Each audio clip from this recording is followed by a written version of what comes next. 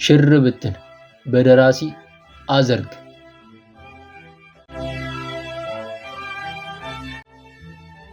ክፍል 6 ኢንስፔክተር። ቀናት አለፉ። በእርግጥ በቀናት ብዛት የማይለመድ ነገር የለም። በዓለም ላይ በአንድ ነገር ልንገረም፣ ልንደነቅ፣ ልንተክዝ የምንችለው ለ3 ቀናት ወይም 72 ሰዓታት ብቻ ነው። ከዚያ ስሜታችን እየቀዘቀዘ ይመጣል ይባላል። በዚህ ሐሳብ እስማማለሁ። ቅሉ ግን የጓደኛዬን ሞት ለመርሳት ለኔ ይበልጥ አስቸጋሪ ነው። ምክንያቱም ሌላ የልብ የምለው ጓደኛ የለኝም። እናም ለመርሳት ተቸግሬያለሁ።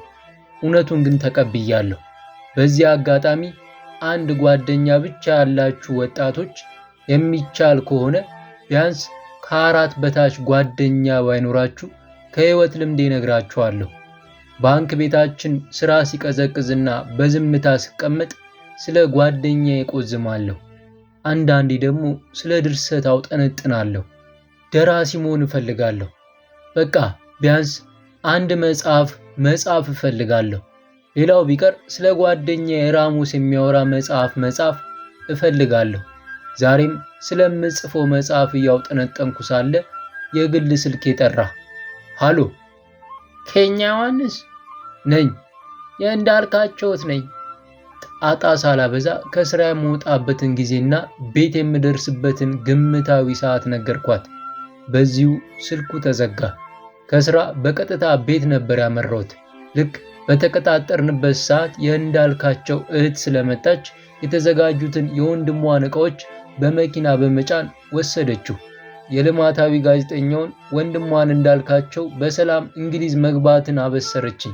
ከዚያ ደሊላ ስራዋ የምሽት ስለነበር ለለውጥ ያህል ራሴን ዘና ለማድረግ ሀገር ፍቅር ቲያትር ቤት ለመግባት ወስኜ ሲሄድ ቅድስት ከካናዳ የሚል የዝነኛው ኃይሉ ጸጋዬ ተውኔት ነበር።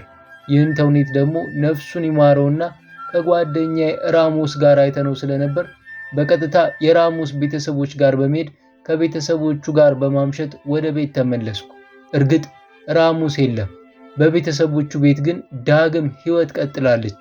ምንም ይፈጠር ምን ሁልጊዜ ህይወት እንደቀጠለች ናት። ቅዳሜ ምሽት እስከ ሌሊቱ 7 ሰዓት እያነበብኩና 2012 የተሰኘውን ፊልም በድጋሚ እያየው ስለነበር እሁድ ከጠዋቱ 3 ሰዓት ከ31 ደቂቃ ሲል ተነሳው። ወዲያው የከፈትኩት በጣም የምወዳትን የሸገር 102.1 የወይዘሮ መዓዛ ብሩን ፕሮግራም ነው። ዋው! የምትጋብዛቸው እንግዶች አሪፍ ከመሆናቸው በተጨማሪ የወይዘሮ መዓዛ ጥያቄዎችም ምርጥ ስለሆኑ ፕሮግራሙ በጣም ይመቸኛል። ለማንኛውም የወይዘሮ መዓዛን ተወዳጅ ፕሮግራም እየኮመኮምኩ ሳለው ነበር ሞባይሌ ድንገት የጮኸው። በሁለተኛው ጥሪ አነሳሁት። የመስመር ስልክ ነበር። እንደምን አደርክ ኬኛ? ዋቃ ይመስገን። ኢንስፔክተር አወቀ ነኝ። ኦ ጤና ይስጥልኝ ኢንስፔክተር። በ72 ሰዓት ውስጥ ጉዳይን ጨርሼ እደውልልሃለሁ ብዬ ሌላ አስቸኳይ ጉዳይ ገጥሞኝ ስለነበር ነው የዘገየሁት። አሁን አንድ አፍታ እኔ ጋር መምጣት ትችላለህ? ችግር የለውም እመጣለሁ። አመሰግናለሁ። የወይዘሮ መዓዛ ብሩ የእሁድ ማለዳ የሸገር ካፌ ፕሮግራም እንዳለቀ በፍጥነት ወደ ኢንስፔክተር አወቀ ቢሮ አመራው። እሁድ ስለሆነ ይሆን ጭር ያለ ነው። የእግዜር ሰላምታ ተለዋውጠን ተቀመጥኩኝ። በ72 ሰዓታት አሳውቃለሁ ብዬ ነበር። አዎ ምን ባክ፣ አንዳንዴ እኮ የምሰማው የወንጀል አይነት ያሳቅቃል። እዚሁ ክፍለ ከተማችን ውስጥ አንድ ግለሰብ የገዛ ሚስቱንና ልጁን በእሳት እያቃጠለ ሲሞቅ ተያዘ ብል ታምነኛለህ? የዋቃል አእምሮ ጤነኛ ነው? ገና ምርመራ ላይ ነን። ለማንኛውም አንተ የሰጠኝ መረጃ ትክክል ነው። በእውነት ከልብ አመሰግናለሁ። አየህ፣ እንዳንተ ከፖሊስ ጋር የሚተባበሩ ሰዎች ወንጀልን የሚጠሉ ናቸው። እኛ ሀገር ያለው ትልቁ ችግር ወንጀለኛን እያዩ ዝም ማለት ነው። በእኔ ካልደረሰ ምን አገባኝ የሚል አጉል የተሳሳተ ፈሊጥ አለ። አንተ ያደረከው ነገር በጣም የሚደነቅ ነው። ባልከኝ መሰረት ተጠርጣሪውን ስንከታተለው ነበር። ባጣራነው መሰረት የተጠርጣሪው እውነተኛ ስም ማንደፍሮ ታረቃቸው ነው። ተወልዶ ያደገው ደብረ ማርቆስ መንቆረር የተባለ ቦታ ነው። ይህ ወጣትና ግብረ አበሮቹ ሐሰተኛ የ100 ብር ኖት በመስራትና ሕፃናትን ለሀብታሞች በመሸጥ ኩላሊት ያሰርቃሉ። የሚያሳዝነው ከነዚህ ወንጀለኞች ጀርባ አንድ እጅግ ከፍተኛ ባለስልጣን እጁ አለበት። ስለዚህ ወንጀሉ ወሰብሰብ ያለ ነው። አየህ፣ አሁን ብናስረው ራሱ በዚያ ከፍተኛ ስልጣን ባለው ሰው ኃይል ይፈታል። ስለዚህ ወንጀለኛውን እጅ ከፍንጅ ለመያዝ ከፍተኛ ክትትል ላይ ነው። በተለይ ሐሰተኛ የሆነውን ብር የሚያትሙበትን ቦታ ፍንጭ ስላገኘን በፍጥነት እንይዘዋለን። ግን ያው እንዳልኩ ከጀርባው ትልቅ ኃይል ስላለው ያን ኃይሉን እንዳይጠቀም በብልሃት መንቀሳቀስ ስላለብን ነው። ምን መናገር እንዳለብኝ አላውቅም። ምን ታደርገዋለህ? በዚህ ወንጀልን እንከላከል እንላለን። በዚህ ከፍተኛ ባለስልጣናት በወንጀል ውስጥ ራሳቸውን ዘፍቀው ታገኛቸዋለህ። ለማንኛውም ይህን ጉዳይ ለማንም እንዳትተነፍስ። አንተ ምንም እንደማያውቅ ሆነ በዝምታ ልጁን ተከታተለው። በእርግጠኝነት የምነግርህ እሱን ሆነ ከእርሱ ጋር አብረው የሚሰሩትን በርካታ ሰዎች በፍጥነት በቁጥጥራችን ስር እናውላቸዋለን። ከፍተኛ ስልጣን ያለው ግለሰብም ቢሆን በወንጀል ከመጠየቅ አያመልጣትም። በተረፈ ቤት ውስጥ ስላሉት ሌሎቹም ሰዎች ማንነት አጣርተን ነበር።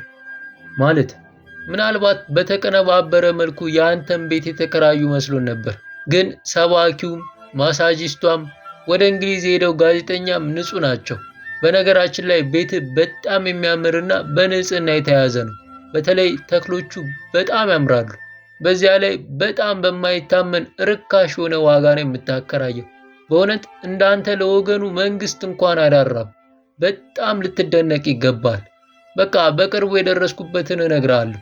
በድጋሜ ስለ መረጃ አመሰግናለሁ። ከኢንስፔክተር አወቀ ጋር ሞቅ ያለ ሰላምታ ተለዋውጠን ተለያየን። መንገድ ላይ ብቻዬን እያወራው ነበር። ሐሰተኛ የብር ኖትና ኩላሊት መሸጥ? ከወንጀሉ ጀርባ ከፍተኛ ስልጣን ያለው ግለሰብ እጅ አለበት ማለት ምን ማለት ነው? አይ አንቺ ምስኪን ሀገር ኢትዮጵያ አልኩኝ ለራሴ። በሌላ በኩል ደግሞ በአስተማሪው መሳይ ቁምላቸው የማስመሰል ጥበብ በጣም አደነኩት። ስንት ጊዜ ውጪ መናፈሻው ውስጥ ተቀምጦ የተማሪ የፈተና ወረቀት ሲያርም እኮ አይቼዋለሁ። ብዙ ጊዜ የተማሪዎችን የመማሪያ መጽሐፍ ሲያነብ ተመልክቼዋለሁ። ስለ እውነት ለገጸ ባህሪ ፍለጋ የተነሳ ባልሰልለው ኖሮ በጭራሽ አልጠራጠረውም ነበር። እውነትም ይህ ገጸ ባህሪ መሆን የሚችል ወጣት ነው። የሚገርመው እኮ ስለ መምህራን ብዙ ነገር ነው የነገረኝ። ወይ ጉድ! አድናቂው ነኝ። ቢሆንም ወንጀለኛ ነው። ለዚያውም የውሸት ገንዘብ የሚያሰራጭ፣ ለዚያውም በምስኪን ሕፃናት ኩላሊት ንግድ ላይ ተሰማራ። እናም በፍጥነት እንዲያዝ እፈልጋለሁ። ግን ቢያንስ አንድ ገጸ ባህሪ እንዳገኘው ተሰምቶኛል። ዶሮ ብታልም ጥሬዋን ነውና። የፍቅር ጥያቄ። ሕይወት ቀጥላለች። ከምንም በላይ ከደሊላ ጋር ያለን መስተጋብር እየጠነከረ እየመጣ ነው። አሁን የኔ ጓደኛ ደሊላ እየሆነች ነው። ምናልባት እንዴት 97 ሚሊዮን ሕዝብ ካላት ኢትዮጵያ ውስጥ አንድ ጓደኛ ብቻ ይኖራል የሚል ጥያቄ ሊነሳ ይችላል። እርግጥ ፈሪ አይደለሁም።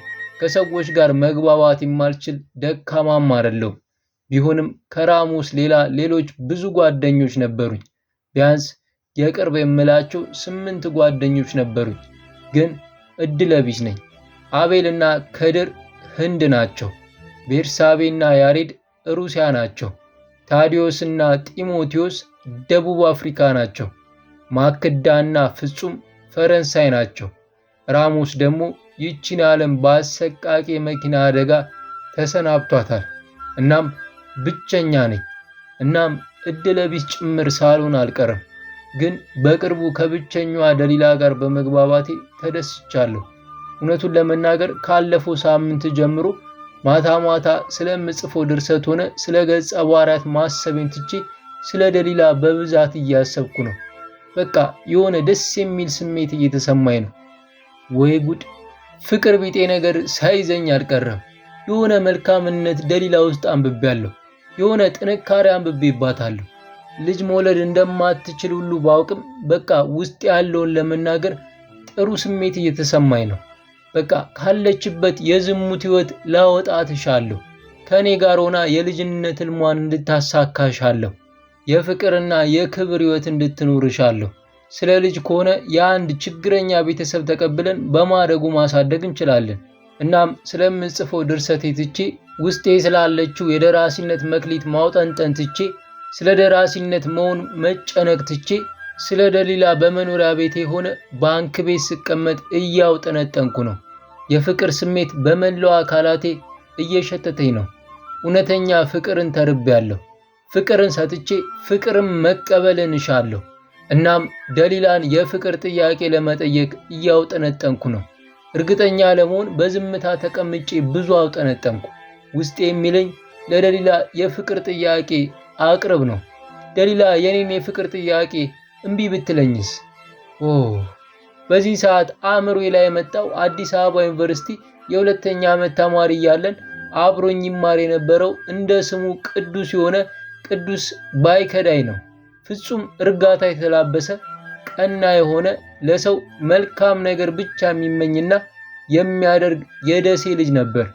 አንድ ማክሰኞ ማለዳ እጅግ በጣም ተደስቶ ከደስታው ብዛት እየዘለለ ሰማዩን ለመንካት ጥረት እያደረገ ተመለከትኩት።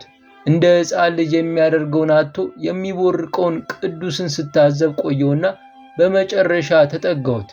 እጅግ በጣም የተደሰትክ ትመስላለህ። እንደዚህ የደስታ ዝናብ ከፊት ላይ አይቼ አላውቅም። ትክክል ነህ። ምን ተገኘ? ለዚያች በፍቅር ብድ ላልኩላት ጽጌረዳ ለሶስተኛ ጊዜ የፍቅር ጥያቄ ያቀረብኩላት በጭራሽ እንደማልሆናት ነገረችኝ። በቃ ከዚህ በኋላ አልጠይቃትም። በዚህ ነው በደስታ ባህር ውስጥ የገባሁት። እየቀለድክ ነው? አባቴ ሙት እምቢ አለች? አዎ፣ ለእርሷ ያለኝን ፍቅር በቃላት ልገልጸው ከቶ አልችልም። የደስታዬ ምንጭም ውስጥ ያለው የፍቅር ብዛት የወለደው ነው። እንዴት ታዲያ እምቢ ተብለህ በደስታ ልትሞላ ቻልክ? በቃ አወራን። ለእኔ ልትሆን እንደማትችል በሚገባ አስረዳችኝ። እኔም በጸጋ ተቀበልኩት። የደስታዬ ምንጭ ልንገርህ። በመጀመሪያ የፍቅር ጥያቄ ስታቀርብ እሺም እምቢም ልትባል እንደምትችል ማወቅ ብልጠት ነው። ይህን እውነት በሚገባ አውቃለሁ። ሰሞኑን ለራሴ የጠየቅኩት ግዙፍ ጥያቄ በጣም ለማፈቅራት ሴት የመጨረሻ ልሰጣት የምችለው ትልቅ ስጦታ ምንድን ነው ስል ራሴን በጣም ጠየቅኩት። ሁለት መልስ አገኘሁ። ልንገርህ? እንዴታ? በጣም ለማፈቅራት ልጅ ልሰጣት የምችለው የመጨረሻ ከእንቁም የበለጠ ስጦታ ሁለት ነው። የመጀመሪያው ያቺን የማፈቅራትን ልጅ አግብቼ መላ ሕይወቴን በፍቅር እየተንከባከብኳት አብሬያት መኖር።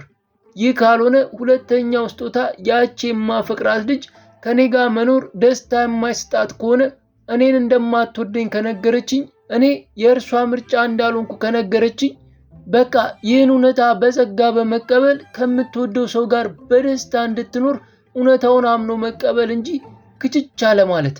እናም እኔም ያደረግኩት ይህን ነው። ይህን ለማድረግ ደግሞ የእውነተኛ ፍቅርን ትርጉም በሚገባ ማወቅ አለብህ ነበር አለኝ። እናም እኔም ለደሊላ የፍቅር ጥያቄ አቅርቤላት እምቢ ከተባልኩ የቅዱስን ምክር ተገብር ይሆናል። በእርግጥ ያስቸግራል።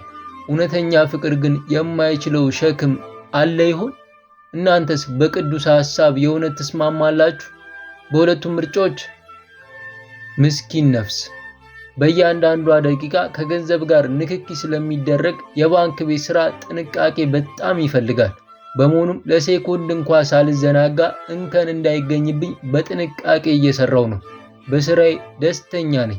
በተለይ ያሰብኩትን የፍቅር ጥያቄ እስካሁን ባልጠይቃትም ደሊላ ስራ ሳይኖራት ከደሊላ ጋር በማሳልፈው ውብ ጊዜ እጅግ በጣም ሐሴት እያደረግኩ ነው።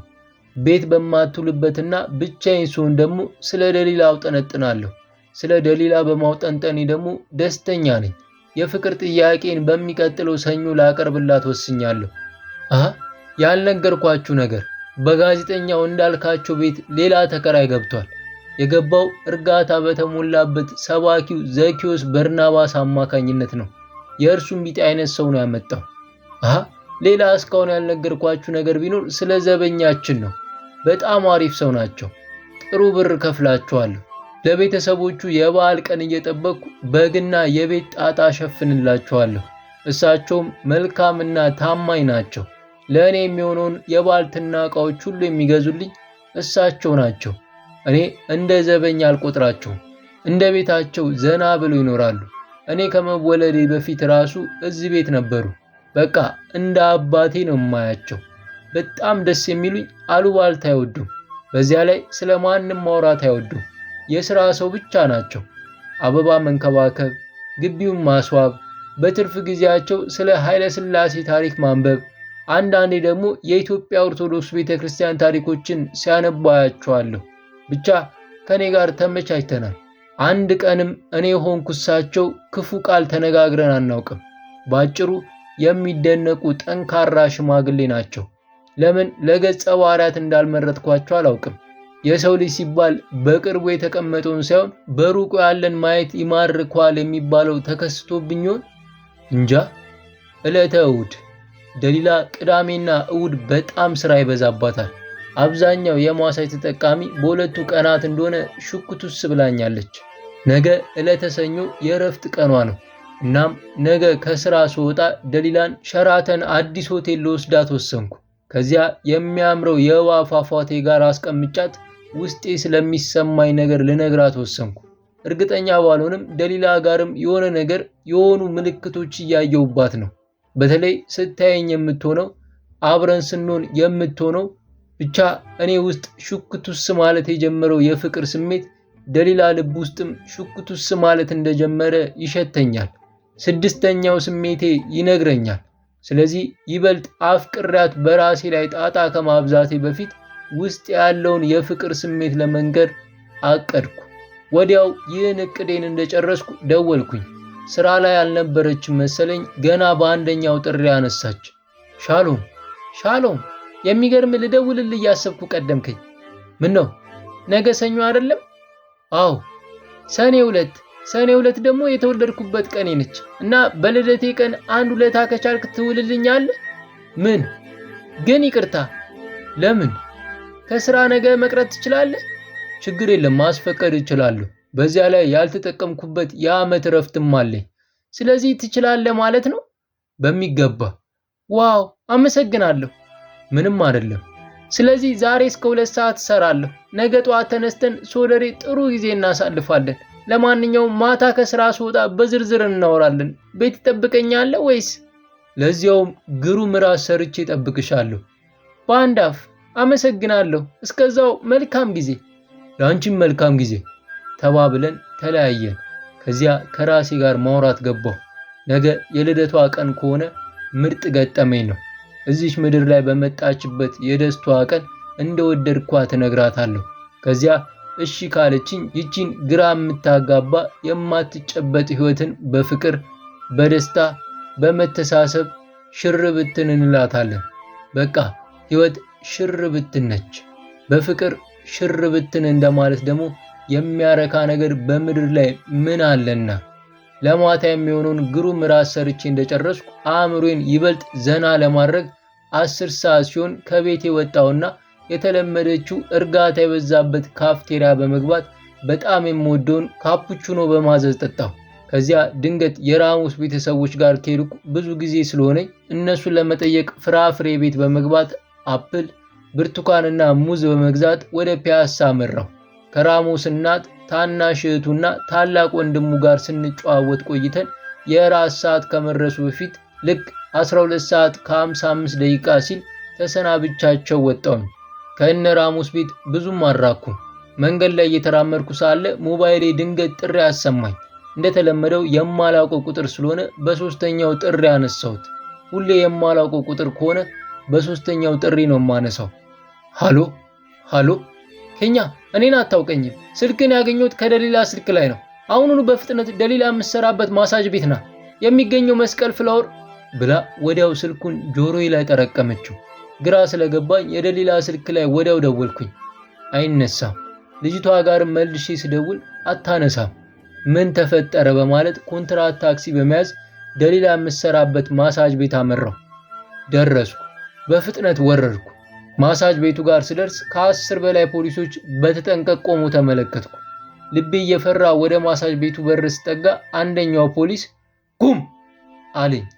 ከዚያ በፍጥነት ቀረበኝና የት ነው? ማሳጅ ቤት መግባት ክልክል ነው። ስልክ ተደውሎ ና ተብዬ ነው። መቼ? አሁን። ማን ነው ስምህ? ኬኛ ዮሐንስ። እዚሁ ጠብቀኝ ብሎኝ ከእኔ ራቅ አለና በእጁ በያዘው የመነጋገሪያ ስልክ የሆነ ነገር በትግርኛ ቋንቋ አወራ። ትግርኛ ቋንቋ ስለማልችል የሚያወራውን ለመረዳት አልቻልኩም። ወዲያው በፍጥነት ሌላ ፖሊስ እኔ ጋር መጣና አቶ ኬኛ አለኝ። ነኝ። ደሊላን ታውቃታለህ? አዎ። በዝምታ ተከተለኝ አለና በፍጥነት እየተራመደ ከማሳጅ ቤቱ ብዙም ርቀት ላይ የማትገኘው የፖሊስ መኪና ውስጥ አስገባኝ። ከእርሱ በተጨማሪ ሌላ ፖሊስ መኪና ውስጥ ተቀምጧል። አቶ ኬኛ ደሊላን የት ነው የምታውቃት? እኔ ቤት ነው ተከራይታ የምትኖረው። ዛሬ ቀን ከአንተ ጋር በስልክ አውርታችሁ ነበር? ትክክል። ስለምን? ያወራነውን ነገር ሳልዋሽ ነገርኳቸው። ከዚያም በጣም ግራ ስለገባኝ ምን የተፈጠረ ነገር አለ ጌታዬ? አዎ አለና በዝምታ በሚመረምር አይን በትኩረት እየተመለከተኝ ቆየና ጥሩ ዜና ልነግርህ አይደለም ገና ከማለቱ የልቤ ትርታዬ ጨመረ። ውስጤ እጅግ በጣም ተረበሸ። ሰውነቴ ተንቀጠቀጠ፣ ራደ። የሆነ ነገር ነዘረኝ። ደሊላ ከቀኑ 11 ሰዓት ከ30 ደቂቃ አካባቢ ማንነቱ ባልታወቀ ሰው በረቀቀ ሁኔታ ተገላለች። ሬሷ ለተጨማሪ ምርመራ ወደ ፖሊስ ሆስፒታል ሄዷል። መናገር ስላልቻልኩ ከንግግር ይልቅ እንባ ነው የቀደመኝ። ከሁለቱም አይኖቼ የእንባ ዘለላ ጠብ ጠብ አሉ። ለምን ይሆን የምወዳቸውን ሰዎች የምነጠቀው? ለረጅም ደቂቃዎች አለቀስኩኝ። ይበልጥ ባዶነት ተሰማኝ። ይበልጥ ብቸኝነት ወረረኝ። ይበልጥ ከንቱነት ተሰማኝ። ሁለቱ ፖሊሶች ሁኔታዬን በዝምታ ሲከታተሉኝ ቆይተው በመጨረሻ ምናልባት ወንጀለኛው ላይ ለመድረስ ፍንጭ ሊሆነን ይችላልና ስለ ደሊላ የምታውቀውን አንዳችም ሳትደብቀን ንገረን። በእርግጥ ሁኔታው ያሳዝናል፣ ግን ቢያንስ ወንጀለኛውን መያዝ አለብን። በተሰበረ መንፈስ፣ ተስፋ በቆረጠ መንፈስ ከደሊላ ጋር ያወራነውን በተለይ ስለ አባቷ፣ ስለ ፈላሻነቷ፣ ስለ ኢትዮጵያ የመጣችበት ሁኔታ፣ ከመቼ ጀምሮ እኔ ቤት ተከራይታ መኖር እንደጀመረች ሁሉንም ዘግዝኬ ነገርኳቸው። ከምሽቱ 2 ሰዓት ከ45 ደቂቃ ላይ ከሁለቱ ፖሊሶች ጋር በመኪና እኔ ቤት መጣን። ከደሊላ ቦርሳ ውስጥ ባገኙት ቁልፍ ከፍተው በመግባት እያንዳንዱን ነገር በጥንቃቄ ፈተሹ፣ መረመሩ። ቁም ሳጥኑን ከፍተው በረበሩ። የቀን ውሎ መጻፊያ አጀንዳ አገኙ። በመጨረሻ እኔን ቤቴ ጥለውኝ ወጡ። የአጋጣሚ ሆኖ ቤቴ ውስጥ ሰባኪው ዘኪዮስ፣ አዲሱ ተከራይና አጭበርባሪው መሳይ ባለመኖራቸው ማንም አልሰማም። ለዘበኛዬም ብዙ ሳላወራ በዝምታ ሳሎን ገብቼ መሬት ላይ ተቀምጬ ስቅስቅ ብዬ አለቀስኩ። እስከሚወጣልኝ ስቅስቅ ብዬ እንደ አልቃሻዎቹ ሴቶች ነፈረኩኝ። አነባው። እያለቀስኩ እዛው መሬት ላይ እያውጠነጠንኩ እንቅልፍ በአይኔ ውል እንኳ ሳይልብኝ አደርኩኝ። በጠዋት ተነስቼ ምንም ነገር ሳልቀምስ በቀጥታ መስሪያ ቤት በመሄድ ያለውን ነገር ለአለቃዬ ነግሬ ወደ ፖሊሶቹ አመራሁ። ተገናኘን። ትላንት አብሮኝ ከነበሩት 2 መርማሪዎች አንደኛው ገና እንዳየኝ ወንበር ላይ እንድቀመጥ በምልክት ነገረኝ። ተቀመጥኩ። በተደረገላት ምርመራ አደገኛ መርዝ በተነከረ ጨርቅ ታፍና ነው የሞተችው። ከዚህ በተጨማሪ ከሞተች በኋላ በቂጧ በኩል እንደተደፈረችም የምርመራ ውጤቱ ያሳያል። እኛ ማሳጅ ቤት ባደረግነው ምርመራ ወጣት ደሊላ ከጠዋት እስከ ሞተችበት ሰዓት ድረስ 8 ሰዎችን አስተናግዳለች። በመጨረሻው ፊቱን ተሸፋፍኖ ጥቁር ኮፍያ ያደረገ ወጣት ያስተናገደች ሲሆን ከዚህ በፊት ማሳጅ ቤቱ ውስጥ እንዳልመጣ ለጊዜው በተጠርጣሪነት ይዘን ያሰርናቸው ማሳጅ ቤት ውስጥ የሚሰሩ ሴቶች ተናግረዋል። ከሴቶቹ ንግግር በመነሳት የሰውየውን ቁመትና የሰውነት ሁኔታ በሳሊያችን አማካኝነት የተሳለ ሲሆን ይህን ሰው ፍለጋ እንጀምራለን። በእርግጥ አንተ እንደነገርከን ሆነ እኛ ለማጣራት በሞከርነው ሁኔታ ከዚህ ወንጀል ጀርባ የእስራኤል መንግስት እጅ አለበት ለማለት በጣም ያስቸግራል። ቢሆንም መረጃውን እናጣራዋለን። ከዲያሪያዋ ላይ መረጃ የለም? ምናልባት ቂመኛ ሰው ካላት አልኩት። ዲያሪዋ ላይ ምንም የለም።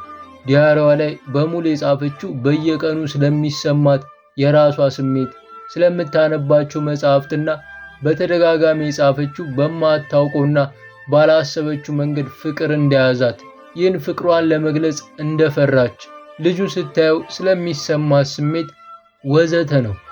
ኬ እያለች ነው የምትጽፈው። ከጻፈችው ሐሳብ በመነሳት ኬ የአንተ ስም መሰለኝ አለና ዲያሪዋን በእርጋታ አቀበለኝ። ከዚያ በትኩረት እየተመለከተኝ አሁን በፍጥነት የምትቀበርበት ሁኔታ ላይ ብንወያይ የተሻለ ነው። በእርግጥ ኢትዮጵያ ውስጥ የምታውቀው ዘመድ ስለሌላት ማዘጋጃ ሊቀብራት ይችላል። ከፈለክ አንተም ልታስቀብራት ትችላለህ። በዚህ ዙሪያ ተወያየን። ሬሳዋን እንድመለከት ፖሊስ ሆስፒታል ሄድን። ሬሳ ክፍል ገብቼ ያቺን ምስኪን ፈላሻ፣ ያቺን ምስኪን ብቸኛ ሴት፣ ያቺን ምስኪን ደሊላ ስመለከታት ስለ እውነት የተሰማኝን ነገር በቃላት ለማስቀመጥ ይቸግረኛል። ከልቤ አዘንኩ፣ አለቀስኩ። አይ ህይወት ከንቱ አልኩኝ። የነበራት ህልም በተለይ የዛሬ ዓመት ያቀደችው እቅዷ ትዝ አለኝና ባርባር አለኝ። ምግብም ከትላንት ማታ ጀምሮ ስላልቀመስኩ ነው መሰለኝ አዞረኝ። መሬቱ ላይ ወደቅኩኝ። በዚህን ሰዓት ለሁለት ይዘውኝ ወጡና የሚቀመስና የሚጠጣ ነገር ሰጡኝ። የግድ ቀመስኩኝ። እየመረረኝ ጎረስኩኝ። አይ ይቺ ከንቱ ህይወት ቀብር ያስቸግራል። አዎ ያስቸግራል። ልብ ይነካል። አዎ ልብ ይነካል። ግራ ያጋባል። አዎ ግራ ያጋባል። ለማመን ይከብዳል። አዎ ለማመን ይከብዳል።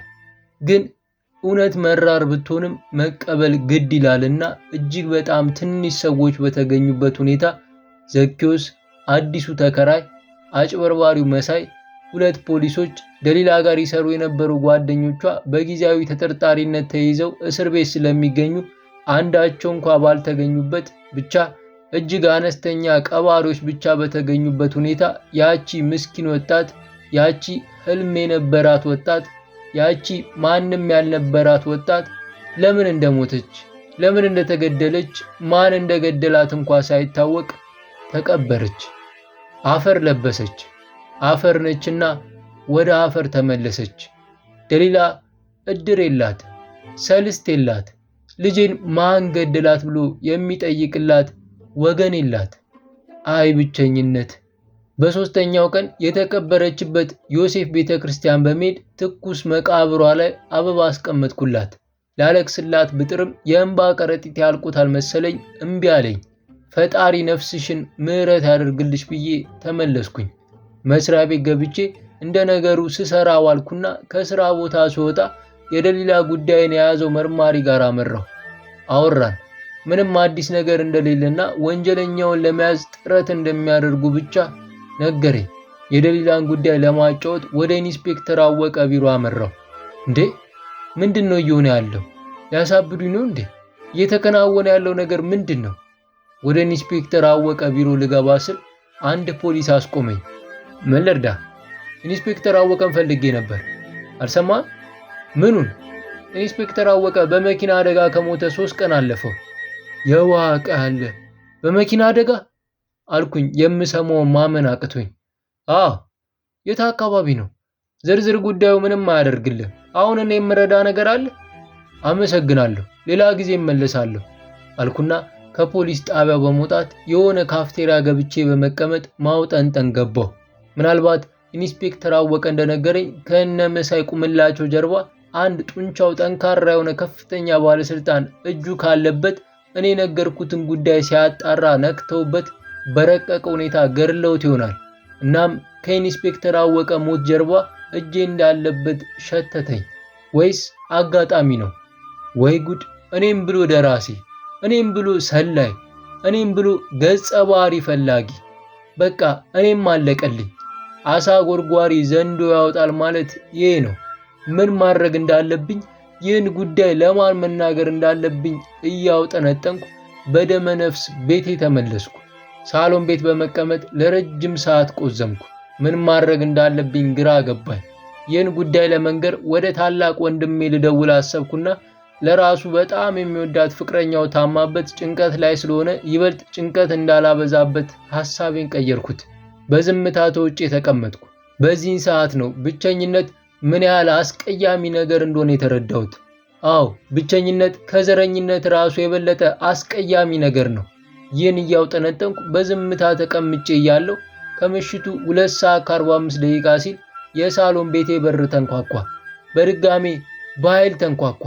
እንደምንም ከተቀመጥኩበት ወለል ላይ በመነሳት በሩን ሄጄ ከፈትኩት። አጭበርባሪው መሳይ ቁምላቸው ነበር። የሆነ ነገር ውስጤን ወረረኝ። እነቀው የሚል ስሜት መጣብኝ። መግባት እችላለሁ አለኝ። ግባ አልኩት በቀዘቀዘ ድምፅ። ትልቁ ሶፋ ወንበር ላይ ተቀመጠ። እኔም በዝምታ ፊት ለፊት የሚገኘው ሶፋ ወንበር ላይ ተቀመጥኩኝ። አንድ ነገር ልነግርህ ነበር፣ ግን ጥሩ ሙድ ውስጥ ያለ አይመስለኝም። ችግር የለውም ንገረኝ። እርግጠኛ ነህ? ችግር የለም ንገረኝ አልኩት በድጋሚ። እኔ ከልጅነቴ ጀምሮ ሞት በጣም እጠላለሁ። ሰው ሲሞት ሰላም የለኝም፣ እንቅልፍ አልተኛም። ሰሞኑን ራሱ በብዛት ውጪ እየወጣሁ ነው የማድረው። አየህ፣ እኔ የሞት መንፈስ ቅርብ ያለውን ሰው ይጠራል የሚል እምነት ስላለብኝ፣ እንደምታውቀው ከኔ ጎን የነበረችው ደሊላ ነፍሷን ይማረውና አርፋለች። ስለዚህ ነገ ቤቱን እለቃለሁ። ያው በስምምነታችን መሰረት ከወር በፊት አስቀድሜ መንገር ነበረብኝ። ያን ባለማድረጌ የኔ ጥፋት ስለሆነ የቤቱን የአንድ ወር ሂሳብ እከፍላለሁ። ይህን ልነግርህ ፈልጌ ነው። ሊበሏት ያሰቧትን አሞራ ጅግራ ናት ይሏታል አሉ። ከዚህ መሳይ አስመሳይ የሆነ ሰው ጀርባ ብዙ ጣጣ እንዳለ ተሰማኝ። ይቺን የሞኝ ምክንያት ያቀረበልኝ ሌላ ሴራ ደግሶ እንደሆነ ስድስተኛ ስሜቴ በፍጥነት ሹክቱስ አለኝ። ከኢንስፔክተር አወቀ ሞት በስተጀርባ እጁ እንዳለበት ተሰማኝ። በግድ ቆይ ማለት አልችልም። ከፈለገ እኮ ያለ ምክንያትም ከቤቴ መውጣት መብቱ ነው። ማን ይከለክለዋል? እናም ውስጤ እያረረ በጎሪጥ እየተመለከትኩት ለመሆኑ ቤት አግኝተሃል አልኩት። ተከራይቼ ጨርሻለሁ። የት? ቦሌ ሚካኤል። ቦሌ ሚካኤል? እንዴ አይርቅም? ለምኑ? አስተምራለሁ ያልከኝ እኮ 4 ኪሎ አካባቢ አይደለም ስለው ደንገጥ ነገር አለና ለጊዜው ነው እቀይራለሁ። በዚያ ላይ ወሩ ሰኔ ስለሆነ በቅርቡ ትምህርት ያልቃል አለኝ። ያው ቦሌ ሚካኤል ያለኝም ውሸቱን እንደሆነ ገብቶኛል። በቃ አመሰግናለሁ። ቁልፍና ገንዘቡን ጠዋት ሰጣለሁ። ደህና አደር። 2 ሰዓት ላይ ለቃለሁ ብሎኝ ጠንከር አድርጎ በመጨበጥ ተለየኝ። ወጣ። ምን ማድረግ እንዳለብኝ ማውጠንጠን ገባው። ይህ ወንጀለኛ በእርግጠኝነት ኢንስፔክተሩን እንዳስገደለው ውስጤ ሹክ ብሎኛል። ከጀርባው የከፍተኛ ባለስልጣን እጅ ካለበት ብዙ እጆች አሉት ማለት ነው። ቆይ ግን ኢንስፔክተሩን ከገደለ እንዴት እኔን አልገደለኝም? ወይስ እኔ የእርሱን ማንነት እንዳወቅኩበት አላወቀም? ግራ ነው የገባኝ። መቼም የውሸት ብር እያሰራጨ ከፍተኛ ወንጀል መስራቱን እያወቅኩ፣ መቼም ልጅ ባይኖረኝም የምስኪን ሕፃናትን ኩላሊት እየሸጠ እንደሚኖር እያወቅኩ፣ መቼም በወገኑ ኢትዮጵያውያን ላይ የጭካኔ ተግባር እያከናወነ እያየው ዝም ለማለት አላየውም ለማለት እጄን አጣጥፌ ለመቀመጥ አያስችለኝም። ሕሊናዬም አይፈቅድልኝም። ውስጥ የተደበቀው የኢትዮጵያዊነት ስሜት አይፈቅድልኝም። በመሆኑም በዝምታማ መቀመጥ የለብኝም። ይህን ጉዳይ ማጋለጥ ይኖርብኛል። ግን እንዴት? ነገ በሚገባ አስቤ ወስናለሁ። በዚያ ላይ ነገ ይህ መሳይ አስመሳይ የሆነ ሰው ዱካውን እንዳያጠፋብኝ ከስራ ቀርቼም ቢሆን አዲስ የሚገባበትን ቤት በስውር ተከትዬ ማየት አለብኝ። ይህ የመጀመሪያው ተቀዳሚው ስራዬ ነው። እንዲህ በቀላሉማ አልፋታውም። ከነበርኩበት በመነሳት ለመኝታ ወደ መኝታ ቤት አመራሁ። ግን እንቅልፍ ከየት አባቱ ይምጣ? ድንገት ከፖሊሱ የተቀበልኩት የደሊላ የቀን ውሎ መጻፊያ ትዝ አለኝና ከአልጋዬ ላይ በፍጥነት በመውረድና በመሄድ ሳሎን ካስቀመጥኩበት ጠረጴዛ ላይ በማንሳት ማንበብ ገባሁ። ዋው! የወረቀቱ ውበት ያምራል። የእጅ ጽሕፈቷም ይነበባል። በአማርኛ፣ በእንግሊዘኛ፣ አልፎ አልፎ በእስራኤል ቋንቋ በዕብራይስጥ የጻፈቻቸው አሉ። ታዲያ ፖሊስ እሺ አማርኛና እንግሊዘኛውን አነበበው። በእስራኤል ቋንቋ በዕብራይስጥ የተጻፈውን አንብቦት ይሆን? ምናልባት ሚስጥር ይሆናል። ለምን በዕብራይስጥ ቋንቋ መጠቀም ፈለገች? አለፍ አለፍ እያልኩ ማንበብ ጀመርኩ። በእርግጥ ፖሊሱ እንዳለው ደሊላ በብዛት የጻፈችው ስለ ቀን ስሜቷ፣ የተለያዩ መጽሐፍትን አንብባ ስትጨርስ ስለተሰማ ስሜት፣ ስለ ሕይወት አጠቃላይ ትንታኔ ነው። አለፍ አለፍ እያልኩ ሳነብ ስለ እኔ የጻፈችውን አገኘው። ቀን ላይ ስራ ቦታ ህዳር 10 ለውድ ኬ ከዲዴች አይ አንተ ስለ እኔ ምንም አታውቅም። እኔ ገና አንተ ቤት ተከራይቼ የገባው የመጀመሪያ ሳምንት ነበር የወደድኩ። ከዚያ ስቀርብ ይበልጥ ተመቸኝ። የሆነ ደስ የሚል ነገር አለ። ለሰው ልጅ ታዝናለህ። ሰብአዊነት አለ። በትንሹ 10 ሚሊዮን ብር የሚያወጣ ቤት እንኳ የራሱ ሆኖ ቅንጦት አትሻም። እንደ ዘመኑ ወንዶች መኪና ገዝተ ሴቶችን የሚያምረው ቤት ውስጥ እያመጣ አትፈጃቸው። ለተከራዮች ሙሉ ነፃነት ትሰጣለህ። ውድ ኬ ሳወራ ከልብ ታዳምጠኛለህ። ብቻ ወድጄሃለሁ፣ ግን የእኔ ለማድረግ አልሞክርም። ምክንያቱም እኔ ዝሙተኛ ነኝ። በዚያ ላይ ልጅ መውለድ አልችልም። ብቻ ካንተ ጋር ስውል ደስ ይለኛል። በተለይ ዛሬ ካንተ ጋር በመዋሌ እንዴት ደስ አለኝ መሰለ።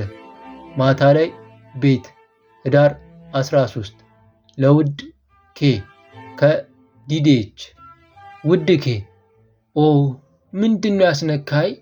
ካንተ ጋር ስሆን ሙሉ ሰው ሆናለሁ፣ ደስተኛ ሆናለሁ። እያፈቀርኩ ነው። የእኔ እንደማትሆን እኮ አውቃለሁ። ልጅ መውለድ አልችልማ። እነዚያ የተረገሙ የናዚ ትራፊዎች የሆኑ እስራኤሎች አመከኑኝ፣ ግን አፍቅሬያለሁ። የሚገርም ዛሬ ከስራ ስወጣ ቤተ ክርስቲያን በመሄድ ማልኩኝ። ለራሴ ቃል ኪዳን ገባሁ። አሃ ለካ ለአንተ ስለኔ ያልነገርኩ ነገር አለ። የኔ ውድ ኬ እኔ እኮ አንተን ስለምፈራ ነው እንጂ ስራ ቦታ እኮ ጫት እቅማለሁ፣ ሲጋራም እኮ አጨሳለሁ። ለአንተ ስል ግን ዛሬ ለመተው ቃል ኪዳን ገባሁ። አየህ ምን ያህል እንደምወድህ። ቀን ላይ ስራ ቦታ ታህሳስ 3 ለውድ ዲዴች ከዲዴች። ዛሬ ስራ ቦታ የገጠመኝ ሰውዬ በጣም የሚደንቅ የሰውነት ቅርጽ አለው። ከጀርባው ጣይቱ የሚል ንቅሳት አለው። ነገሩ ስለገረመኝ ንቅሳት ያምራል፣ የንግሥት ጣይቱ አድናቂ ነህ አልኩት። ወይ አይደለሁም፣ ይህን ንቅሳት የእብደት ጊዜ ተነቀስኩት ነው። ማለት እጅግ በጣም የምወዳት ልጅ ነበረች። ያኔ ትኩስ ፍቅር ውስጥ ሆነን በፍቅር አሸሼ ገዳሜ ስንል ስሟን ተነቀስኩት። 2 ዓመት በላይ ለመቆየት አልቻልንም። እሷ ተለየችኝ። ስሟ ግን ከጀርባዬ ቀረ። ለማስጠፋት ሞክሬ ነበር፣ አልቻልኩም።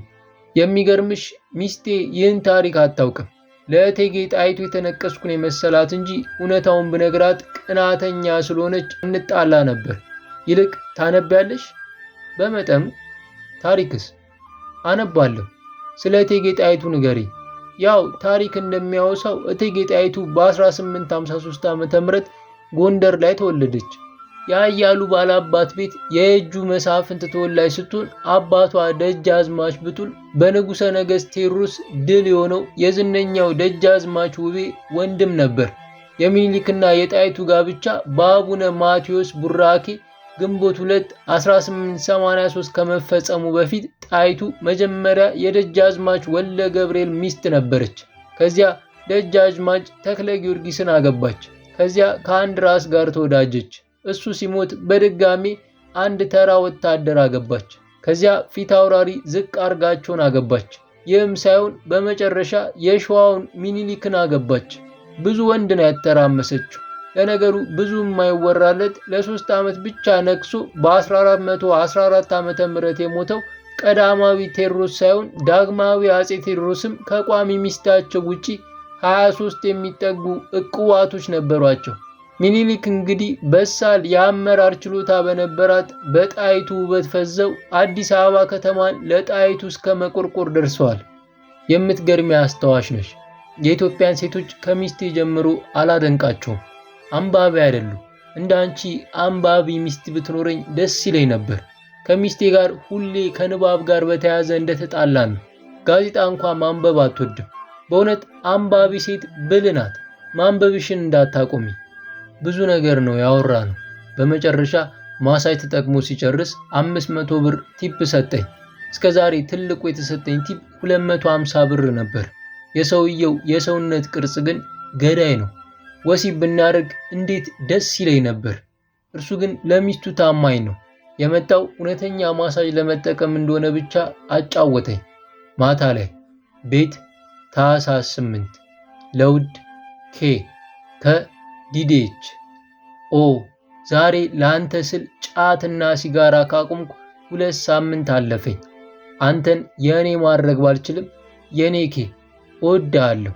ካንተ ጋር ሳወራ እንዴት ሐሴት ይሰማኛል መሰለ። ውስጥ ያለውን እውነታ ባልነግርህም ውድድ አደርግሃለሁ። እንደውም ፍቅር የሚለው ላፈቀሩት ሰው እንዳፈቀሩት ሳይናገሩ ማፍቀር ነው አይደለም ኬ? ቀን ላይ ስራ ላይ ታህሳስ 20 ለውድ ኬ ከዲዲኤች ባዶነት ይሰማኛል። ካንተ ጋር ስሆን ሙሉነት ይሰማኛል። ብቸኝነት ይሰማኛል። ካንተ ጋር ስጫወት ዓለም ሁሉ የኔ የሆነች ይመስለኛል። ስለ አንተ ሳስብ ነው የምውለው። ሕይወትህ ይገርመኛል። ስራ፣ ከስራ መልስ ንባብ፣ በቃ እንዴት እንደተመቸኝ። አንተ እንደ ዘመኑ ወንዶች ሽር ብትን የሆነ ሕይወት አትወድም።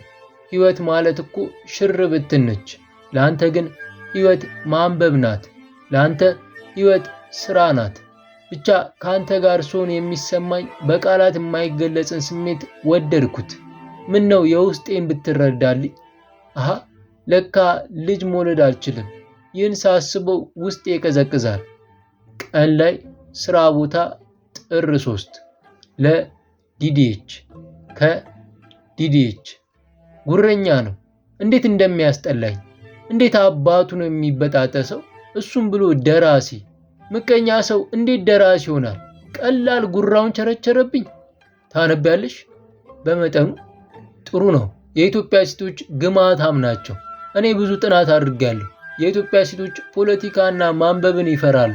ለምሳሌ ሱቅ የሚሸጡ፣ ቡቲክ ውስጥ የሚሸጡ፣ ፀጉር ቤት የሚሰሩ ሴቶች በርካታ ለማንበብ የሚሆን ጊዜ አላቸው። ግን ንፍጥ ጭንቅላት ስላላቸውና ስለ ንባብ ጥቅም ስለማያውቁ አያነቡም። እስቲ አንቺ በቅርቡ ካነበብሽው መጽሐፍ ውስጥ ንገሪ። እኛና አብዮቱ ብዙ ተወራለት እንጂ ቀሽም መጽሐፍ ነው። ሌላ ኤርቶጋዳ ቀሽም ተረት የሆነ መጽሐፍ ነው። ሌላ መክሸፍ እንደ ኢትዮጵያ ታሪክ ራሱ የከሸፈ የማይረባ መጽሐፍ ነው።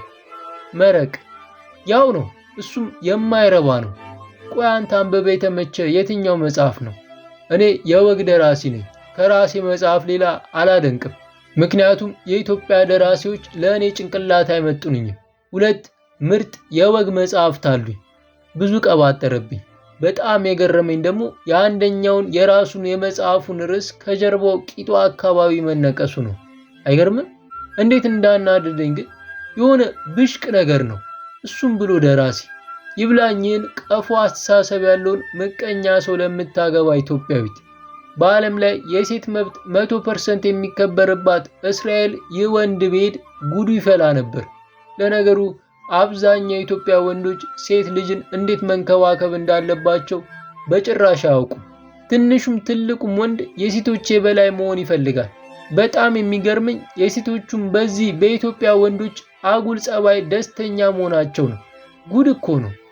በወራት የተከፋፈለውን በአማርኛ፣ በእንግሊዘኛ፣ በስራ ቦታና መኖሪያ ቤት ውስጥ የጻፈችውን የደሊላን የቀን ውሎ መመዝገቢያ በሚገባ አነበብኩት። በጣም ብዙ ነው። አለፍ እያልኩ ነው ያነበብኩት። ደሊላ ከእኔ የተሻለ የደራሲነት መክሊት እንዳላት ጭምር የተረዳውበት አጋጣሚ ነበር። በተለይ የእንግሊዘኛ ቋንቋ አጠቃቀሟ የሚገርም ነው። አልፎ አልፎ በዕብራይስጥ ቋንቋ የምትጽፋቸው ነገሮች የተለየ ትርጉም ይኖራቸው ይሆን ስል ራሴን ጠየቅኩኝ። ይህን ለማስተርጎም ምን ማድረግ እንዳለብኝ ሳስብ ወዲያው ስታዲየም ያሉት ተርጓሚዎች ትዝ አሉኝ። እናም በፍጥነት ለማስተርጎም ወሰንኩ። ምን ይታወቃል፣ ያቺ ምስኪን የሆነ ፍንጭ ጽፋበት ይሆናል። በአማርኛ በመጨረሻ የጻፈችው የሚከተለውን ነበር። ቀን ላይ ስራ ቦታ ግንቦት 28 ለውድ ኬ ከዲዲኤች። እኔ እንጃ ሰሞኑን ምንድነው የነካኝ? ስራ መስራት አስጠልቶኛል። ሁሉ ነገር አስጠልቶኛል። ፍርሃት ይለኛል። በተለይ 2ቱን ቀናት ማታ የማየው ህልም የሆነ አስፈሪ ነገር ነው። ሰውነቴ ከመሬት ተነስቶ ይንቀጠቀጣል፣ ይጨንቀኛል። ፍርሃት ይሰማኛል። አልታመምኩም፣ ግን የመታመም ስሜት ይሰማኛል። የሆነ ሰው ምሽት ላይ እየመጣ መታነቂያ ገመድ ያሳየኛል። ወይ ጉድ! እንደ ሰሞኑ የተምታታብኝ ጊዜ የለም። ብቻ ለሰላሙ ያደርግልኝ። የኔ ውድ ኬ፣ እንደ ሰሞኑ ካንተ ጋር መተኛት፣ ካንተ ጋር ብዙ ሰዓት ማሳለፍ የፈለኩበት ጊዜ የለም። እቅፍ አድርጌ አብሬን ብትተኛ ምናልባት ፍርሃቴ ይጠፋ ይሆናል። እንዴት በልደቴ መዳረሻ ቀናት በፍርሃት ሞላለሁ። መደሰት እኮ ነበረብኝ። ሐሴት ሊሰማኝ ይገባ እኮ ነበር። የኔ ውድ ኬ፣ ውይ ምን ብዬ ልንገርህ፣ አፈቅርሃለሁ የሚል ነበር። ስለ ደሊላ እያሰብኩ እዛው እንቅልፍ አሸለበኝ። በዚያው ተኛው። ወይኔ የማረባ ቀሽም ደደብ ከንቱ ሰው ነኝ። ያ መሳይ አስመሳይ እንደ ሕፃን ልጅ ነው የተጫወተብኝ። 1 ሰዓት ከ20 ደቂቃ ላይ ከመኝታዬ ተነስቼ ለዘበኛው መሳይ ዕቃ ሲያወጣ በፍጥነት እንዲነግሩኝ ገና ስጠጋቸው የእግዜር ሰላምታ ሰጡኝና ቁልፍና ብር አስረከቡኝ። መቼ ወጣ? ጠዋት 12 ሰዓት ላይ ዕቃውን በመኪና አስጭኖ ሄደ። እንዳልቀሰቀሰ ብዬ ነው። ያው ማታ አውርታችኋል ብዬ ነው አሉኝ። በቃ እንደተጫወተብኝ ወዲያው ገባኝ። በእርግጠኝነት ከኢንስፔክተሩ ሞት ጀርባ የመሳይ እጅ እንዳለበት አሁን ይበልጥ ገባኝ። እኔንም በቅርቡ ሊገለኝ ይችላል። መስሪያ ቤት ሄድኩ። የሥራ ፍላጎት ባይኖረኝም እንደ ነገሩ ስሰራ ዋልኩና 11 ሰዓት ላይ በፍጥነት ከመስሪያ ቤት በመውጣት በቀጥታ ወደ አዲስ አበባ ስታዲየም አመራሁ። እንደ አሸን ካሉት የጽህፈትና የትርጉም ቤቶች በተለምዶ አበበ ቢቂላ በር 2 ቁጥር መግቢያ አጠገብ ካለው ቤት ገባሁ። ወዲያው አንድ ፀጉሩን ያንጨፈረረ የቦብ ማርሌን ቲሸርት ያደረገ ቀዳዳዎች የበዙበት አፈርማ ሱሪ ያደረገ ረዘም ያለ ቲምበርላንድ ጫማ ያደረገ ብቻ ፍሪክ የመሰለ ወጣት ቀዩ ምን ልርዳሽ አለኝ። ያው አዲስ አበባ ላይ አራዳነን ባዮች ወንድን በሴት ማናገር የተለመደ ሙድ ስለሆነ በፍጥነት ወደ ጉዳዩ ዘው አልኩኝ። የዕብራይስጥ ቋንቋ የሚችል ሰው አለ? ለአንቺ ነው? አዎ። ምን ይደረግልሽ? ውጪ ሆነን ማውራት እንችላለን አልኩት። ቤት ውስጥ ብዙ ሰው ስላለ ጨነቀኝ። በዚያ ላይ ቤት ውስጥ ንጹህ አየር በበቂ ሁኔታ የለም። ጣጣ የለውም አለኝና ተያይዘን ወጣን። የምፈልገውን ነገር ነገርኩት። ዋጋውን ነገረኝ። ወዲያው ጥሩ ቦታ ጊዮን ሆቴል መዋኛው ጋር ንጹህ አየር ስላለ እዚያ ለመሄድ ተስማማን። ወጣቱ ሲጋራ ይሸታል። ቃሚ አጫሽ እንደሆነ ያስታውቃል። እንዴት ቋንቋውን ቻልከው አልኩት። ምን ባክሽ እዚህ ሀገር የኢህአዴግ ደጋፊ ካልሆንሽ በስተቀር ስራ አታገኝም እንጂ ዕውቀትማ በሽ ነው። ዕብራይስጥ፣ ደች፣ አረብኛ፣ ስዋሂሊ፣ ፈረንሳይኛና እንግሊዘኛን በብቃት አውቃለሁ። ምን ዋጋ አለው? ችሎታው ቢኖረኝም አልተጠቀምኩበትም። ዕውቀት እያለሽ ዕውቀትሽን በተግባር ላይ አውለሽ ካልተጠቀምሽበት ዋጋ የለውም። አሁን ግን ደስ የሚለው በቅርቡ የሆነች የደች አሮጊት አስምጬ ከዚች ጣጣ ማያጣት ኮተታም ኢትዮጵያ ለአንዴና ለመጨረሻ ጊዜ ይሸበለላለሁ። ፕሮሰሱ እያለቀልኝ ነው።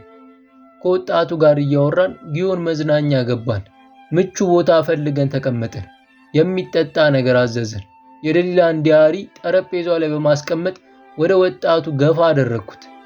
አንዴ ከመጀመራችን በፊት ሲጋራ ሳብ ላድርግ አለኝ። አማራጭ ስለሌለኝ እሺ አልኩት። አንቺም ትሞክሪያለሽ እንዴ አለኝ። በጭራሽ። የሚገርምሽ ሊሴ ገብረ ማርያም ነበር የምማረው። 11ኛ ክፍል ነው ሴሽ ማጨስ የጀመርኩት። አሁን 7 ዓመት ሆነኝ። በጣም ጎጂ እንደሆነ አውቃለሁ። የሚገርምሽ ይህን ሲጋራ ባላጨስ ኖሮ ደች አልሄድም ነበር አለኝ ሲጋራውን ቡን እያደረገ። እንዴት አልኩት። ያቺ ደች የምትወስደኝ አሮጊት ፈረንጅ ፉንቃ ከኔ ጠለፋት በሲጋራ በማሳየው ትርኢት ነው አለና ሲጋራውን በኃይለኛው ሳበ። ማለት በሲጋራ የፈለግከውን ጽሑፍ እጽፋለሁ። አንዳንዴ አሪፍ ቤት ውስጥ ለተወሰነ ሰዓት ትርኢት አሳያለሁ። ያቺን የደች አሮጊት ቦሌ ቢግ ጋርደንን ታውቂዋለሽ? እዚያ ቤት ውስጥ ትርኢት ለጓደኞቼ በሲጋራ ሳሳይ ፉንቃ ገባላት። ከዚያ ተመቻቸን። ቆይ ላንቺም ላስቀልምሽ። ስምሽ ማን ነው? ኬኛ። አባትስ? ዮሐንስ። ኬኛ ኦሮምኛ ነው? አዎ። ኦኬ ተመልከት አለኝና ወዲያው በሚገርም ሁኔታ የሲጋራውን ጭስ አፉ ውስጥ በብዛት ማገና አንገቱን ቀና አድርጎ በአፉ ጭሱን ለቀቅ ሲያደርጋቸው ዋው ለማመን ነበር ያቃተኝ። በአየሩ ላይ ኬኛ ዩ ሃ ን ስ የሚል ስም ይነበብ ነበር። የሚገርም ነው። የማይታመን ብቃት። ዋው ይገርማል። ልክ ነህ። ለማንኛውም በቀጥታ ወደ ስራው እንሂድ አለና ሲያጨሳት የነበራትን ሲጋራ እግሩ ስር በማድረግ ረገጣት። ከዚያ የደሊላን የቀን ውሎ በማንሳት መልከት አደረገው። እኔ ደሊላ በዕብራይስጥ ቋንቋ የጻፈችው ቦታዎች ላይ አጠፍ አድርጌለታለሁ።